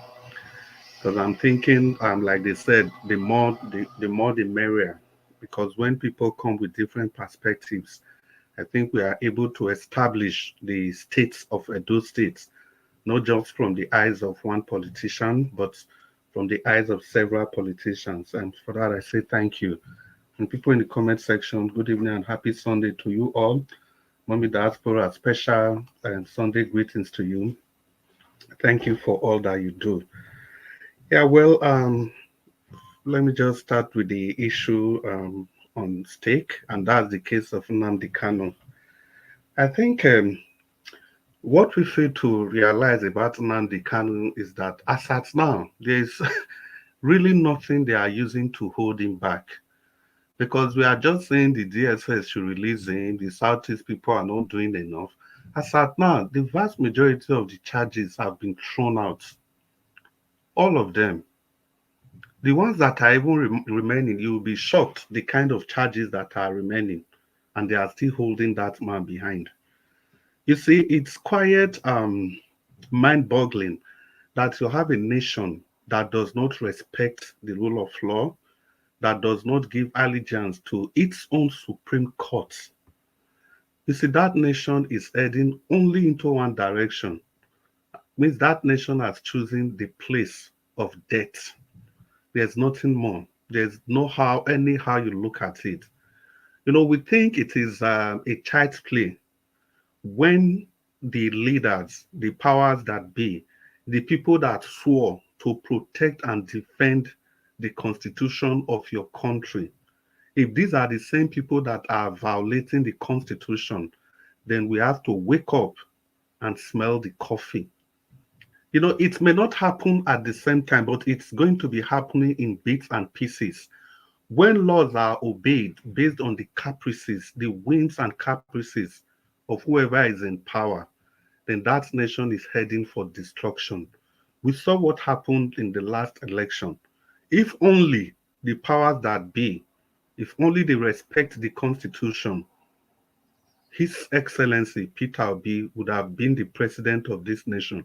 Or the worst case scenario is for them to have cancelled the election and reorder a rerun or whatever they call it. But they refused to. They jettisoned the 25% FCT stuff. They jettisoned every other rulings that maintained the sanctity of Abuja as a separate entity from the 36 states of the Federation. Effectively, with that judgment, they've made Abuja a state of the Federation, but yet it's not meeting other fulfillment of what a state of the Federation should be. Abuja doesn't have a governor that is elected like every other state of the Federation. And there are many other legal infractions that are now linked to Abuja, and nobody is talking about all these. And even the military, for God's sake, whenever they take over power, They dissolve every other arm of government. It's only the court, the judiciary, that they are allowed to stay. That's to tell you the importance of the judiciary. The reason I'm laying all this background is that we should understand that this is no longer about Nnamdi Kanu. It is no longer about what the Southeastern leaders are doing or not. It is about the people that own Nigeria. They can only obey these laws when the laws oil their ego. Let's not forget that Buhari stood with the NBA, the people, all the cream de la cream of the law people in Nigeria, and he told them that when it comes to national security, the rule of law is nothing. That was what Buhari said. And nobody could take him up on that. It is still only this Olumide Akpata that had something to say, and a few others of other people like him. So we need to understand that it is the same principle these people are using. And at the end of the day, we just want to say it's the Southeast leaders. Now, it is on record that the Southeastern leaders, I've seen them so many times on national television. They've gone to see Buhari. How many times? They've gone to see Tinubu. I can't remember how many times, but Buhari several times. There's the last of them, this elder statesman that was a minister then. I think he was the only one remaining. He begged that Nnamdi Kanu should be released to him. And Buhari told that man famously, shamelessly, sheepishly on national television that he doesn't want to interfere in court process, that whatever the court says, he's going to obey. And lo and behold, the court said, release Nnamdi Kanu. Buhari refused to release him. And I think that man is late now. Then there's this other man again. What was his name? Chukwu. Oh, I've forgotten his name. He was a governor during the SDP time. He was going to court. He was going to court every time. He was always in court. These are people. Chukwuemeka Ezeife. Ezeife, yeah, Chukwuemeka Ezeife. I think he's also late now. Yeah, yes. He's also late now. These are credible Igbo people that came out to demand for the release of Nnamdi Kanu. They go to court. They come out in public. Even Charles Soludo has also made the same call. But the federal government has refused to. So the point in this is that how come we've seen all these notable Igbos making these calls and the federal government is not doing anything, and we still want to hold on to the fact that there are some Southeasterners that are against the release of Nnamdi Kanu? There's no Southeasterners against the release of Nnamdi Kanu. It is the federal government, and they know why they are keeping him. Because if you want to look at the fact, we've seen on television where Southeasterners are requesting for his release, but the federal government refused to. So you don't expect me to believe any other clandestine arrangements. There's no way. So why would the federal government even choose to believe the people that are coming behind the scene to demand for the continuing incarceration of Nnamdi Kanu, if that is not actually what the federal government wants? People forget that Nnamdi Kanu has so much more to say. The case of Nnamdi Kanu is that they know if they release him, it is the interest of the federal government not to release him. They know if they release him, he has so much to say. Nnamdi Kanu is not like a pelican. And that reminds me of this man's novel, The Pelican Brief, John Grisham. The Pelican Brief. John Grisham. You know, the pelican is like a bird that can carry 4 liters of water in its mouth. So imagine if that bird opens its mouth, the amount of water that's going to come out. So that's exactly, Nnamdi Kanu is not like a pelican. And if they allow him to give his brief, what he has in his mouth, I know very well that a lot of these people running up and down, these people you call your heroes, not the past, the ones that are living now, you see that most of them, they are worth nothing more than toilet seats. So let's get this clear. It is a loose argument, it's a lazy argument to just keep blaming the Southeastern leaders when we've seen clearly that a lot of these Southeastern leaders, they've come out to demand for the release of Nnamdi Kanu, and the federal government has refused to. Do the Southeastern leaders, do they even have to do that in a country where there is rule of law, in a country where we say we are practicing democracy? After we finish doing all this, then we turn around to blame the white people. As basic as election, we couldn't conduct. Whereas in South Africa, it was secondary school students, those people that just finished, that are waiting to get into universities. They were the people that conducted the elections. Then we have our NYSC people, our graduates. We can't.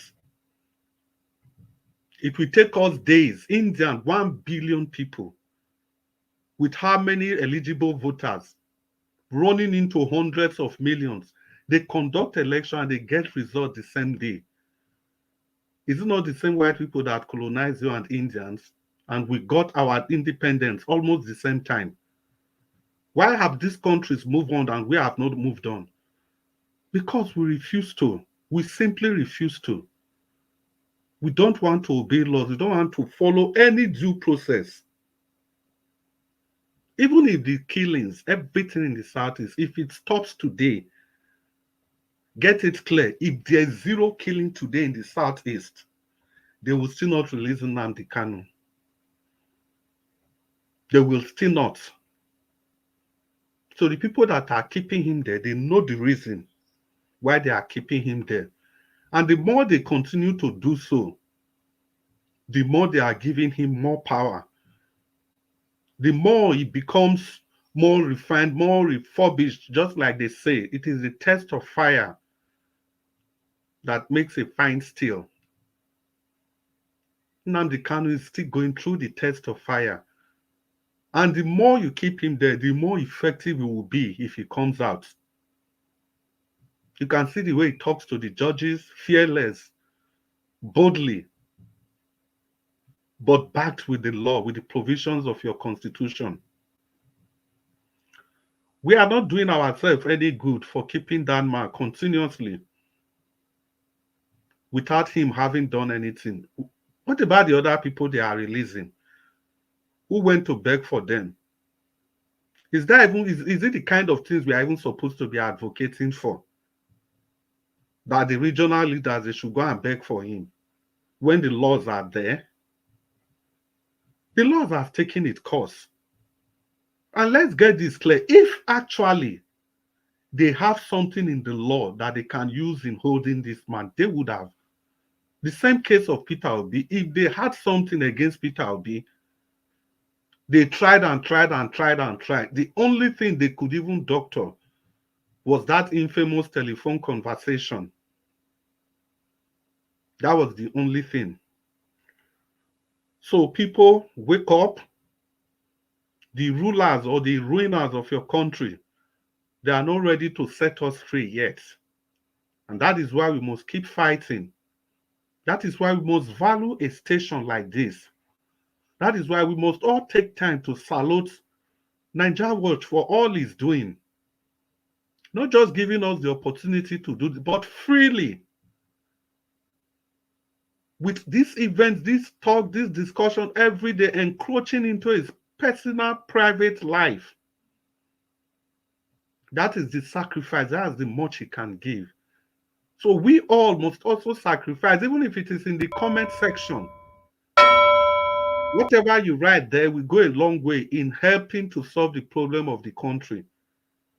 Well, in rounding up, I just want to say, like Mr. Jonathan said, I don't see any good thing coming out from that bill, because the House of Rep, they're already denying it. They are denying it. And the only thing that is against the federal government on that bill is the 2 years tenure. The only thing in their favor there is the 2 years tenure. of 6 years each, which effectively means that Tinubu can do 12 years. Every other thing are the things that this same Nnamdi Kanu has been fighting for. Well, I'll leave it at that now. Good evening, everybody. Thank you, Mr. Ninja Watch. All right, Oga Chris, thank you, sir. I have to allow you guys to speak longer today. We've crossed our normal time, but we're going to have a submission now. Mr. Elvis. Thank you. Yes, sir. Please, can I ask Mr. Chris one question, please? He will answer it with his final submission. That won't do so. That's why I want to give you final submission. You know, so if you're asking questions, so you go now with your final submission, sir. You have 4 minutes. Answer a question for all your 4 minutes. You go still use your 4 minutes. You go use your 4 minutes to answer. Thank you. Mr. Elvis, you corner me. Okay. Yeah. Thank you, you know, I just want to know, Mr. Chris, are you really sure that the Southeastern leaders are not in one way or the other complicit here? Do you think it is appropriate to, entirely exonerate them entirely? I have my own position, but maybe since you made that submission, you could, answer, better. But I have my own,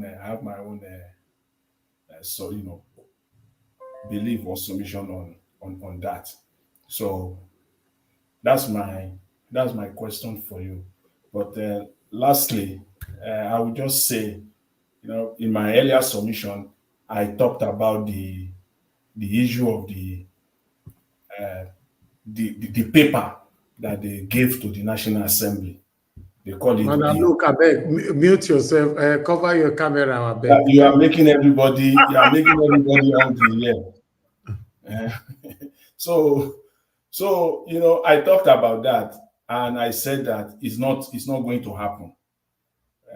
For the fact that it simply means that you are telling these people to just, fire themselves. That's what you are telling them. Pack up from Abuja, go back to your towns and villages, and let Nigerians take charge. That's just what that entire document is all talking about.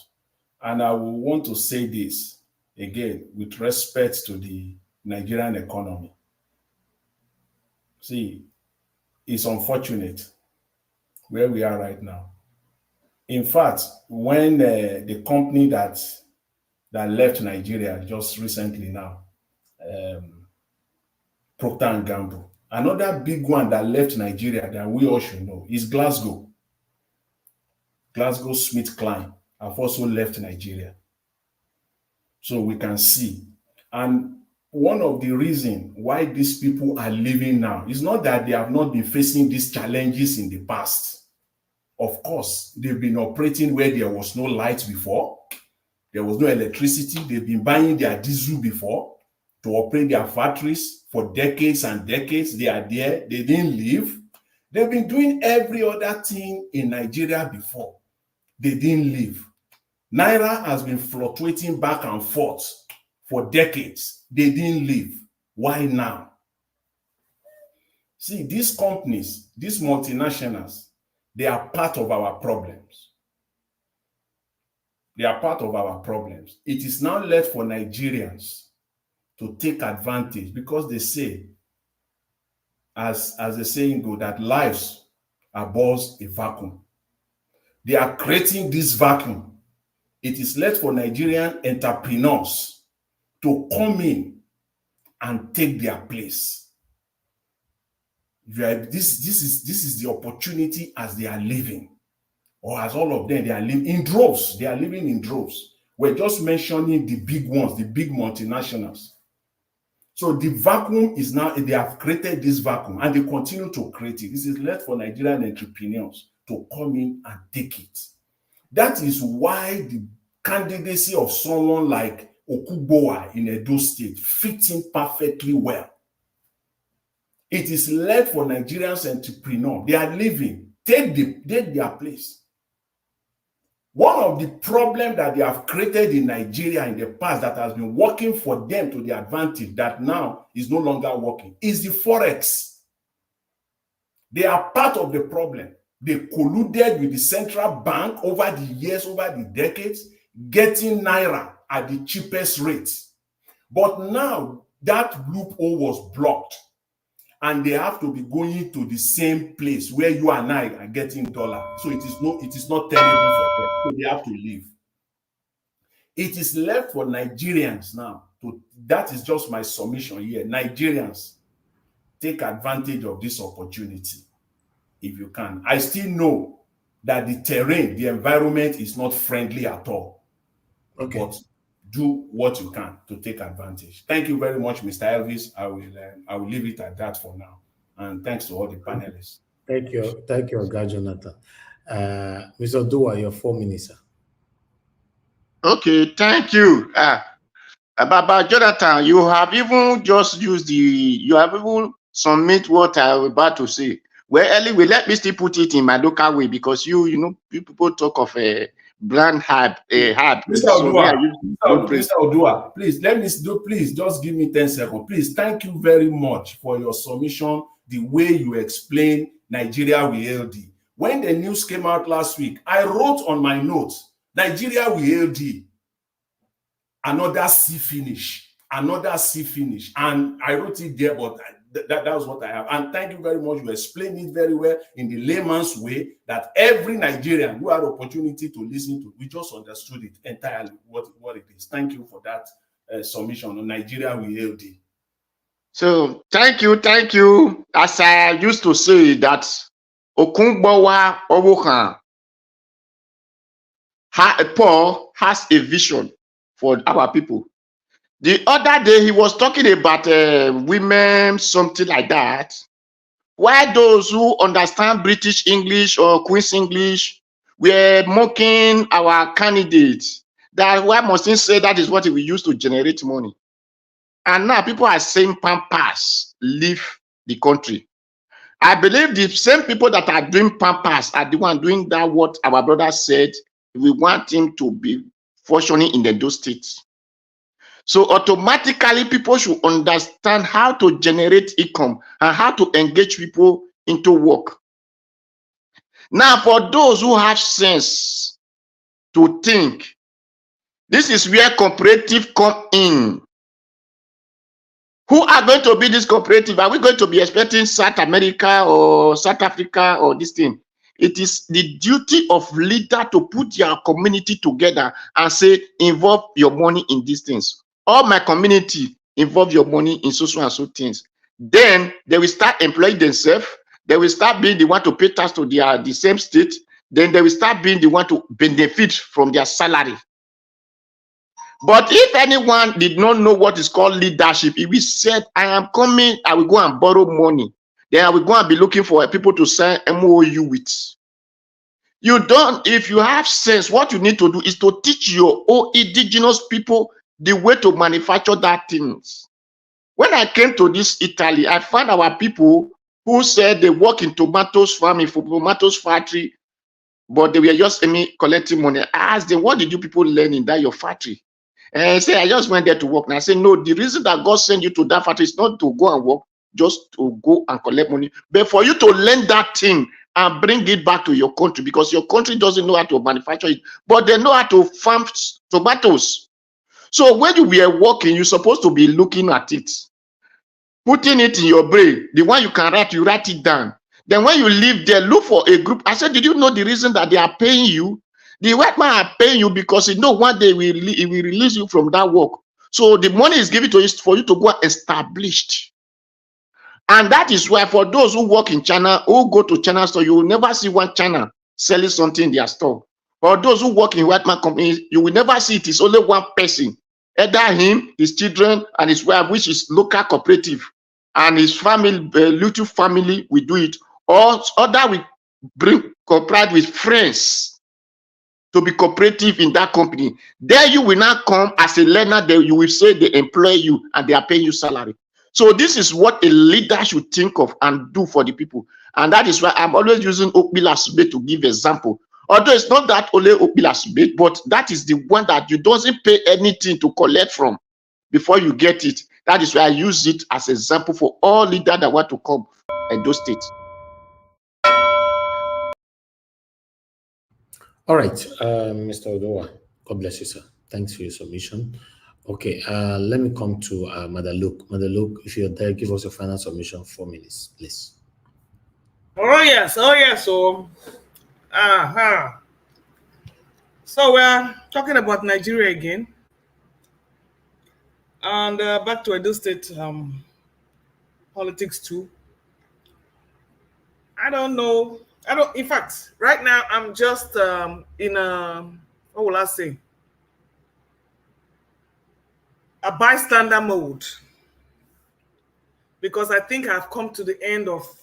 I have come full circle with Nigerian politics. I don't think we can go any further than what we're doing right now. Because, like I said, it took 20 years plus for somebody to calculate how to steal a mandate of a country that is not his own. And after 1 year, you have not even seen any hope of what the country is even going to look like. All we have are lies and, like giving the rabbits, Nigerian rabbits, the carrots, something to chew on so they can forget their sorrows and forget their pitiable existence. Nigeria is the same way as I am right now, because if you look around, nobody cares. Only the few people that are crying and complaining. People are dying every day. People are not getting paid. People are working. Businesses are being destroyed. People are losing their jobs. But like in Nigeria, it's in Nigeria, they will always survive. Ghana is now richer than Nigeria. Ghana is now richer than Nigeria. So what does that tell you? So, well, we're coming here, we talk, we explain what's going on so that at least they know we're not fools, we understand. But they made a fool of Nigeria during the 2023 elections. And haven't seen Nigeria to the level of see finish. I don't think there's any redemption at this point. With as far as Edo State is concerned, I don't have any hope there either. Because like I said, Obaseki is cut of the same cloth with Tinubu. He might not be a mandate stealer in the sense of what we're looking at in other places, but he has the Edo State coffers by the jugular, and he's going to use it, just like Okowa used it in Delta State. So, my people, we shall keep celebrating, we shall keep hoping, and we shall still keep praying. Don't expect Nnamdi Kanu to be released anytime soon. That's my prediction. Thank you very much. All right, Mother Luke, thank you very much, man. God bless you. Thanks for joining us today. Let me come to Ogasiem now. Ogasiem, please, your final submission, 4 minutes. Then the last person on the panel will be Oga Chris. Okay, thank you very much. And thank you very much, Niger Watch. And then I thank those that have spoken, my fellow panelists today. Actually, there's no way you will reflect on Nigeria and the condition today that no matter how stone-hearted you are, even if you did not cry out, but somehow you will feel so depressed. This is a giant. We have everything under the sun to be great. Not only that we have the resources, mineral, whatever, but we have the exceptional human being that can turn it around. Now I keep wondering, when will these people that feel that they own Nigeria, they're doing all this, when will they get tired? When I was giving my submission, I mentioned about Abacha. In those days, mentioning the name Abacha, you are afraid. Where is Abacha today? There is nothing. All those there's not. You dare not. Even IBB in those days, IBB, who killed Delegiwa, you dare not even talk. Where are they today? Why is it that we don't learn from history? You see, I will be the last person to blame the white people for our predicament. I will. Simply because in the end it's your people. Why are the so-called leaders suffering Nigerians? Why? Why are they suffering us? The other day I read that Dangote will be importing crude oil from America. So when you read this type of thing, you start to work. You say, for what? So all this gara about Dangote refinery. The crude oil in Ogoniland? Can't it be refined? What really is happening? Sometimes I said Nigerians, well, probably the suffering hasn't gone round enough. All you hear is you buy a sachet of pure water for 50 naira, a tube of yam for 3,000, rice 100. What is the meaning? What is or why do we even like to recite all this? It's a very big shame that last year, when Peter Obi indicated interest to turn Nigeria around, those that feel they own Nigeria decided to just do him in. Yes, you deny Peter Obi opportunity, but the rest of the millions are suffering it. At the last count, I said 152 or 151, million people are living in abject poverty in Nigeria out of 200 million or more than, they say 220. So just do the math and it's correct. Do you think that there are up to 50 million people in Nigeria that you can say they are comfortable? 50 million? So 150, 150, 152 is correct. Look at the level of poverty and deprivation. Look at the suffering. Nobody is talking. People keep quiet. You see, I know that the Yorubas say from a black pot, you can get a white ugi, white pap. Why I always like to refer to the commander-in-chief is there's a lot you could do. You only have one life. You defy the odds. Today, people are celebrating Nnamdi Kanu because he defied the odds. He said, no, if I buy, but this thing must be said. Tinubu, those that handed Nigeria over to you, gave you conditions. You may not come out to say it, but you can defy them. You said no. You can defy it and say, this is what I want, and you do it. Heavens won't fall. We always say, let heavens fall, but heavens can never fall. We all know it. But we say, I will do it. This is what you should, because when you look at the suffering, after all, what makes people great is what you do. Liverpool Football Club said, what we do in life echoes in history. What you do here, we echo, we live before you, we after you. So that's why when I look at these things, I still put my blame squarely on the leadership. Yes, the process that brought you to power is rigged. But you can today say, look, this thing must stop. You don't look to look at anybody. Is it whether you do good or we'll all die one day. So why not do good and then let you be remembered? What is the meaning of all this? Who are you pleading? Who are you pleasing? If Nnamdi Kanu want to please anybody, he would have caved in. They give him all you well. He would have today been swimming, having mansions all over Switzerland or Europe. They promised him. He said no. He said something must be. We must have to speak truth to power. He's only one person.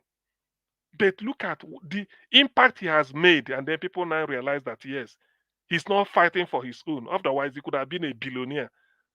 So, Tinubu, the president, what you should do, please, the people are suffering. Forget about whatever agreement. Defy it. Be your own man and say, look, this thing must happen. In the interest of more than 100 million Nigerians. So let me end on that. Thank you very much, Niger Watch. The suffering is too much. Thank you. Thank you, Augustine. Fortunately, yes, that's the situation. And you live abroad and you say this suffering is too much. That means you don't really need to talk about this, or you're talking about it. I applaud every one of you that is doing this, most especially those of us that live abroad, that is calling on our government to do the right thing. But some people fighting us back, they think that, okay, what we are doing is the wrong thing. I don't see how we are doing anything wrong. You just want a better country. And at the moment, there's nothing good about Nigeria. Let's say it how it is.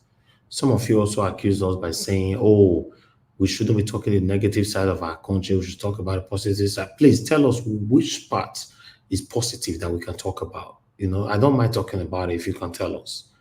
We'll talk about it. Oga Chris, you have the floor, sir. Your 4 minutes. Thank you. Yeah, thank you again, Mr. Nanjawach. Yeah, well, in bringing this to an end, I think, first of all, I'll quickly talk about my candidates. Whatever time is remaining, I use that to respond to the other issues. I think yesterday I spoke about insecurity and job creation. I think today I'm just going to talk about the rule of law, which is crucial for any democracy to survive.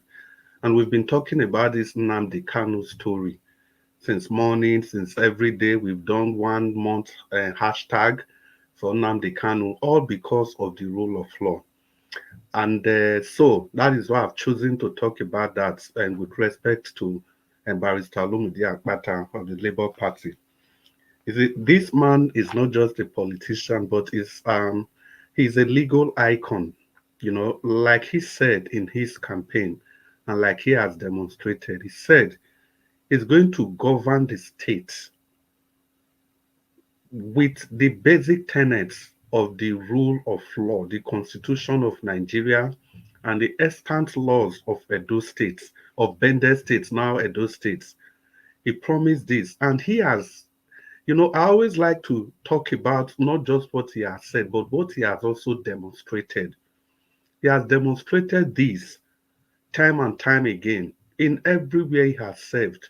He also demonstrated this not just in the past, but in these recent times while he was in the administration of Obaseki. He had to leave when some things were not just going according to the way they should go. These were some of the reasons why he had to leave.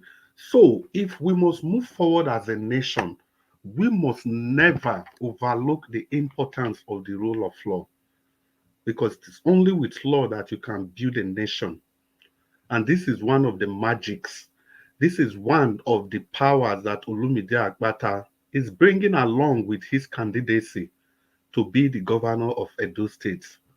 So let's vote Barrister Olumide Akpata in the next gubernatorial election, because he's a man of law. He's a man that respects the rule of law. Madam, look, I think Obaseki himself is a mandate thief. He demonstrated that during the last local government election.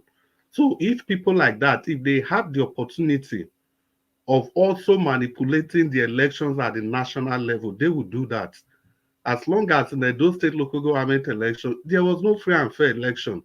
It's not his brother that's now the Oredo local government chairman. We knew how that election went.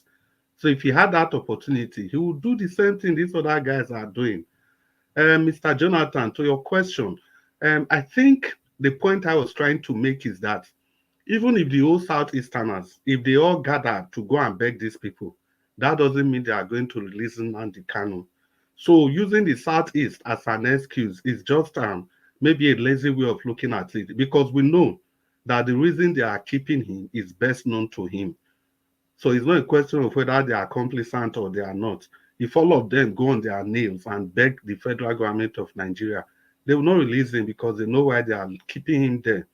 And lastly, Mr. Adua, I salute you for, there was a very important comment you made today, and it really gladdens my heart, and I have to say it. You've been talking about this Okpila Smith for a long time, but today you made a very, very profound statement that you are talking about this Okpila Smith as a discussion point for every other of such businesses in the States. And to me, that statement was very profound, because I used to think, why Okpila Smith every day Okpila Smith? But you have now clarified that you are looking at every other businesses in the state with a view of how you wanted Okpila Smith to be operated. You see, that's a very lofty view to look at. I salute you for that. It's a very valid discussion, like I've always said, politics or no politics. The state and the country should prioritize the people of that state first before any other thing. But Olumide Akpata, because of his love for the rule of law, said he was going to look at it and see what he can do. That although that the process that they used in giving her that property was a free and fair process, it was processes and procedures. So you wouldn't just expect him to come to just cancel everything like that. If he does that, he's going to scare other businesses from coming to the state. There can be many Opilasmate companies, like he said. There are still many things to look into. He's a lawyer. He's a man of legal respect, a man that has legal respect. So that was why he gave you that answer that day. It's not because he doesn't care. No, because he went ahead to talk about other businesses. How he's going to make sure that the Edo lives, they benefit from other businesses. So the point I'm making is that you have a very valid argument, but Barrister Olumide's response to you was very robust. I think it's the best response that any person that truly respects the rule of law should give in that instance. That doesn't mean that if he gets to power, he's not going to look at the books like he promised. He's going to do that. So our consistent hampering on the fact that he just threw your question away, I don't really think that was what happened that day. I think it's better if you can stroll back, you listen to what he said that day. He said the process that gave that place away was according to the rule of law. And he's not a man that is known to flout the rule of law, just like the people before him and the people that are there today. So please, Olumide Akpata of the Labour Party is the right candidate for Edo State at this time. Because it's a good thing that every other person that we have brought here have agreed that the PDP and the APC they have both failed. So we are looking for a genuine alternative. And trust me, Olumide Akpata of the Labour Party is that genuine alternative, that we should trust the resources of Edo State in his hands in order to bring that change that will affect everybody. I beg, may I ask one question? Niger was, I beg, not vessel, I beg. Remember that Abia State Governor cancel, what do they call, that pension money for the past governor. But when they asked Olumide, what did he say about it? Yes, what he said is this. I'm going to tell you clearly. Olumide Akpata said, and if you look at what he said, it's actually the truth. He said people that have worked, if it is in the law that they should get pension, then they should get it. He said what he's going to look at is the exorbitant part of the pension. And he also went ahead to say that it is only right for people that have served, that they should not be earning two pensions, like somebody like Oshomole. He's in the Senate. If he finishes from the Senate, he will be earning pension and the pension as the governor. And all those 4 cars, 5 houses in Abuja, 5 security men, 20. Olumide said he's going to cut all those things, that he will give them what the law provides for. And you wouldn't expect him to stop their pension completely. And that's the same thing. Mr. Chris, you are. I think Olumide Akpata should get in touch with you. Perhaps you will be doing a better job for him, because you disconnect everything. You are doing a very good job for this man, because you talking about the rule of law. What you've just said now is not correct. Just to say it, that Olumide Akpata said that he will look into the law and he will give them what the law says. That's not what the man says. With respect to the cement factory, you said it was done, Olumide Akpata said it was done according to the rule of law. Please, which law? Which law? Which specific law? That, extant law, existing law in Nigeria or in Edo State, under which that transaction was consummated. It was hush-hush. It was a paddy arrangement. So it cannot say that as it was done according to it. You see, when you have lawyers that are attempting or even governing in charge, it is law. Under the law, they will hide.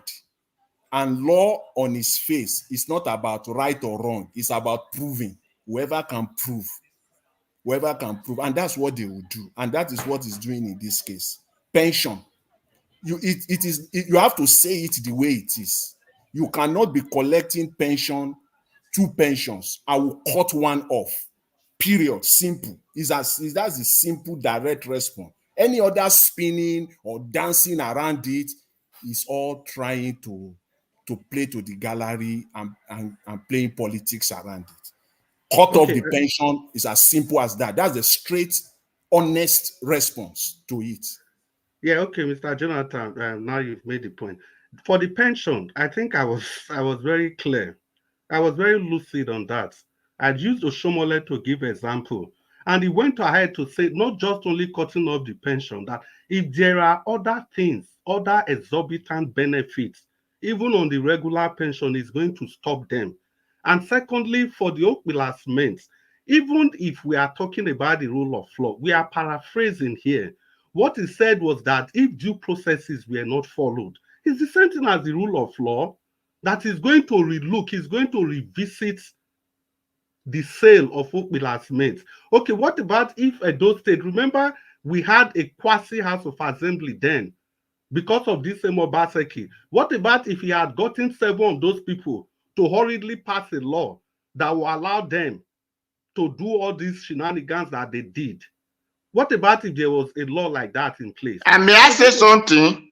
So that was why, no. Let me finish responding to Mr. Jonathan. So that was why Olumide Akpata said he was going to look at the processes and procedures to ensure that the rule of law was followed.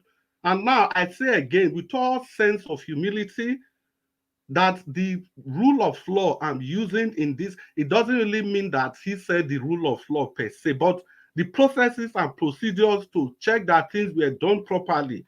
I think that's just the proper thing for any person to say. Even if you are a governor, you are so bitter that things have happened, but there's nothing you can just do. If there was a law that was passed by the State House of Assembly, the only thing you can do is to sponsor a counter bill through the instrumentalities of your members in the House of Assembly to repeal any of those laws that enabled the collective resources of the state to be given to one individual. You sponsor a law so that it can never happen again in future. So you don't just wake up by fiasco to do it all by yourself. So that's the point Olumide Akpata was making. Not that he supported. You think that even that cement factory, there are no ways that even the state can recover. Of course, the state can recover because there are even laws. Since Mr. Odu has been talking about this cement factory, like I said today, just made a point that he's using that for the first time. He's saying that he's using it to connect every other industries in the state. So I have also been looking at the Bendel State Act of 1976 because there are some traps. We call them booby traps in that act that actually makes it mandatory that whatever belongs to the state must belong to the state. And if for any reason you are transferring these things to private hand, it has to follow some very highly regulated processes and procedures, which I'm very sure that the last people that sold that place, they didn't follow any of those. So those could be a fulcrum where Olumide Akpata can start digging from. We have to get this very clear. We are all for the benefit of the states. I am also against the sale of that resources. Like Mr. Dua has said, first of all, you have to take care of your people. It's not just about politics, it's not about Olumide Akpata, it's about the people of Edo State. So anything that will promote the benefit of the people. You believe now that Olumide Akpata has the best or the better policies that will move Edo State forward. That is exactly the point. But that's anyway. That's your that is exactly the point. It is not about Olumide. I have made it very clear on this. Wait now. You speak for almost 10 minutes, Mr. Chris. So you had the opportunity. So let's also Mr. If it is possible, because Mr. Dublin had sufficient time. I mean, okay, quickly respond. 1 minute, sir. Only 1 minute. See, on the issue of pension, is a very clear example of the way and manner Olumide Akpata of Labour Party will govern Edo State. If Edo State people don't get it, please get it now. It's going to be based on law, not the rule of law now. everything is going to dip everything into law and play the game around law. And you cannot beat him or beat them at that. Simple pension, get out of it. There is nothing like, I'm going to look into it if you are collected. No, it's as simple as that. If Alex Oti of Abia State played that legal game, that policy will still be existing in Abia State today. But no, it went straight ahead. Yes, go to your state assembly, ask them to introduce the bill, get it passed. Once you are a governor, you cannot be collecting 2 pensions, period. And even the existing ones, you now have to look into it, how to streamline it, and bring it down considerably in line with the finances of the state. That is the way it is. There is nothing like I'm going to look into it, and if it is legal. No, please, Mr. Jonathan. Legal governance. I beg to differ. Olumide never said he was going to look into anything the way you are painting it. He said he was going to stop any of those bogus things. The point Olumide was making was that, take for example, the people like John Odige Oyegun, some other people that have governed the state that are not so wealthy, but the state has provided a pension for them. He said he's not just going to stop it, which is reasonable. But things, I use the Shomole as an example. What else do you want? That people please, sir, I wanted to say something of some seconds. Pension will be stopped. That was what he said. I wanted to say something of some seconds. Okay. The reason I asked you this question, when Olumide were saying 2 pension or 3 pension, sir, how many years did Olumide father used to serve before he started receiving pension? A person served for 4 years. We now receive pension more than the person who worked for 35 years. I don't understand. And they say it's a law. Which kind of law is that? That is law of criminality. No, Mr. Aduwa, get it clear. It's the same thing we are saying. It's not Olumide that made that law. There is a law that political office holders, I think it is after their first tenure, they are entitled to pension. But the problem is that these office holders, they are increasing the pension. And like Mr. Jonathan said, Alex Oti had to reduce all those excesses. And that's exactly what Olumide said he was going to do. All the excesses will be cut off. Thank you. All right, thank you. Let's round up. Mr. Ndawosh, thank you for the long time that you gave for us to discuss this. I'm very grateful. Please, I have a question. Okay, go ahead quickly. Come, this one that you're saying pension. Is it that when you stop working, you receive pension? How can you still be working? Here, once you are working, you can't receive your pension and you have to be at a certain age. So how is this pension working in Nigeria? So if you are a former governor, just 4 years, or if you are pursuing 8 years, then you start receiving pension.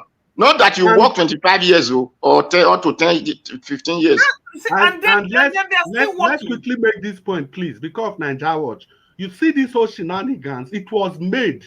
It was started by Vice President, the so-called people, you people call pastor. What was his name again? Osibajo. He was the one that he designed this thing and gave to Tinubu.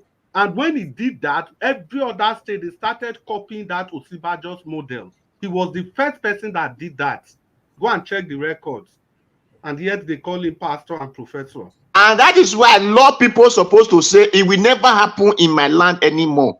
For those who really read law, who are supposed to understand that you must work 25 years before you pension, not 4 years or 8 years. But they said they will not abolish it. They will still let you continue because they will benefit from it. Wait, Mr. Adua, the Constitution of the Federal Republic, it says political, if they vote you into office and your tenure is 4 years, so you should be due to some form of pension. That's what the Constitution says.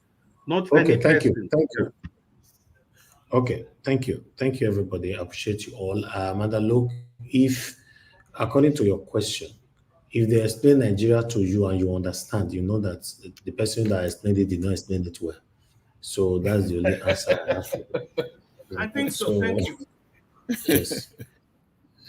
Thank you very much, my people. I appreciate every one of you for your time with us. We come to the end of the broadcast today. 4 hours, 14 minutes, still counting. Yes, I appreciate every one of you that joined us, that called in. The people right now on the comment on the panel: Oga CM, Mr. Jonathan, Mr. Oduwa, Oga Chris, Madam Luke, Madam Pachawa with us earlier on as well, and whoever that came in that have left. And those of you that called in, thank you very much. I appreciate every one of you. God bless you all, Madam Love God is my strength, and many others. And God bless you now. Then I would like to quickly appreciate those of you that supported the channel today. Madam Obe Ashuko, thank you very much. Love God is my strength. Thank you very much, Jacob Obedient, Didi Anthony. God bless you. I appreciate you all. Happy birthday to my people again, Madam Martina Basu TV, Madam Iris Finest. I wish you all the best life can give. Then the people in the comment section, starting with Mother of all Mommy Diaspora. Thank you very much, Mommy, for all you do. I appreciate you always. God bless you for me. Appreciate you, Oriomi Abdul. Oriomi Abdul, you say make I put your middle name, Oriomi Oluwasegun Abdul. That's also my trouble. Now they look for that comment section. Thank you very much. I appreciate you. God Chris, thank you once again. Patience, Delaja Gobeyi. Thank you. I appreciate you all. Monia Ferreira, thank you, sir. I appreciate you. Enterprises, thank you very much. I appreciate you. Then Thomas Mary, I can see you. Edibo, thank you. God bless you. Abu Aziz, thank you, sir, for all you do. Madam Amembright, thank you very much, man. I appreciate you. Madam Luke and many others. Right, the Macor and the Maro Peggy Modi and many others. We've come to the end of the broadcast. I would like us to move on right now. I see, say Black Panther, they call in. Why they call in this kind of time? In fact, now only you now they do follow everywhere they go. I not go pick your phone. I tell you as I see your call, I not go pick. Tomorrow call, which if you want to go save them, go bullet point them. Tomorrow you go talk them. My people, I'm gonna go bless you now. Have a good night and bye for now.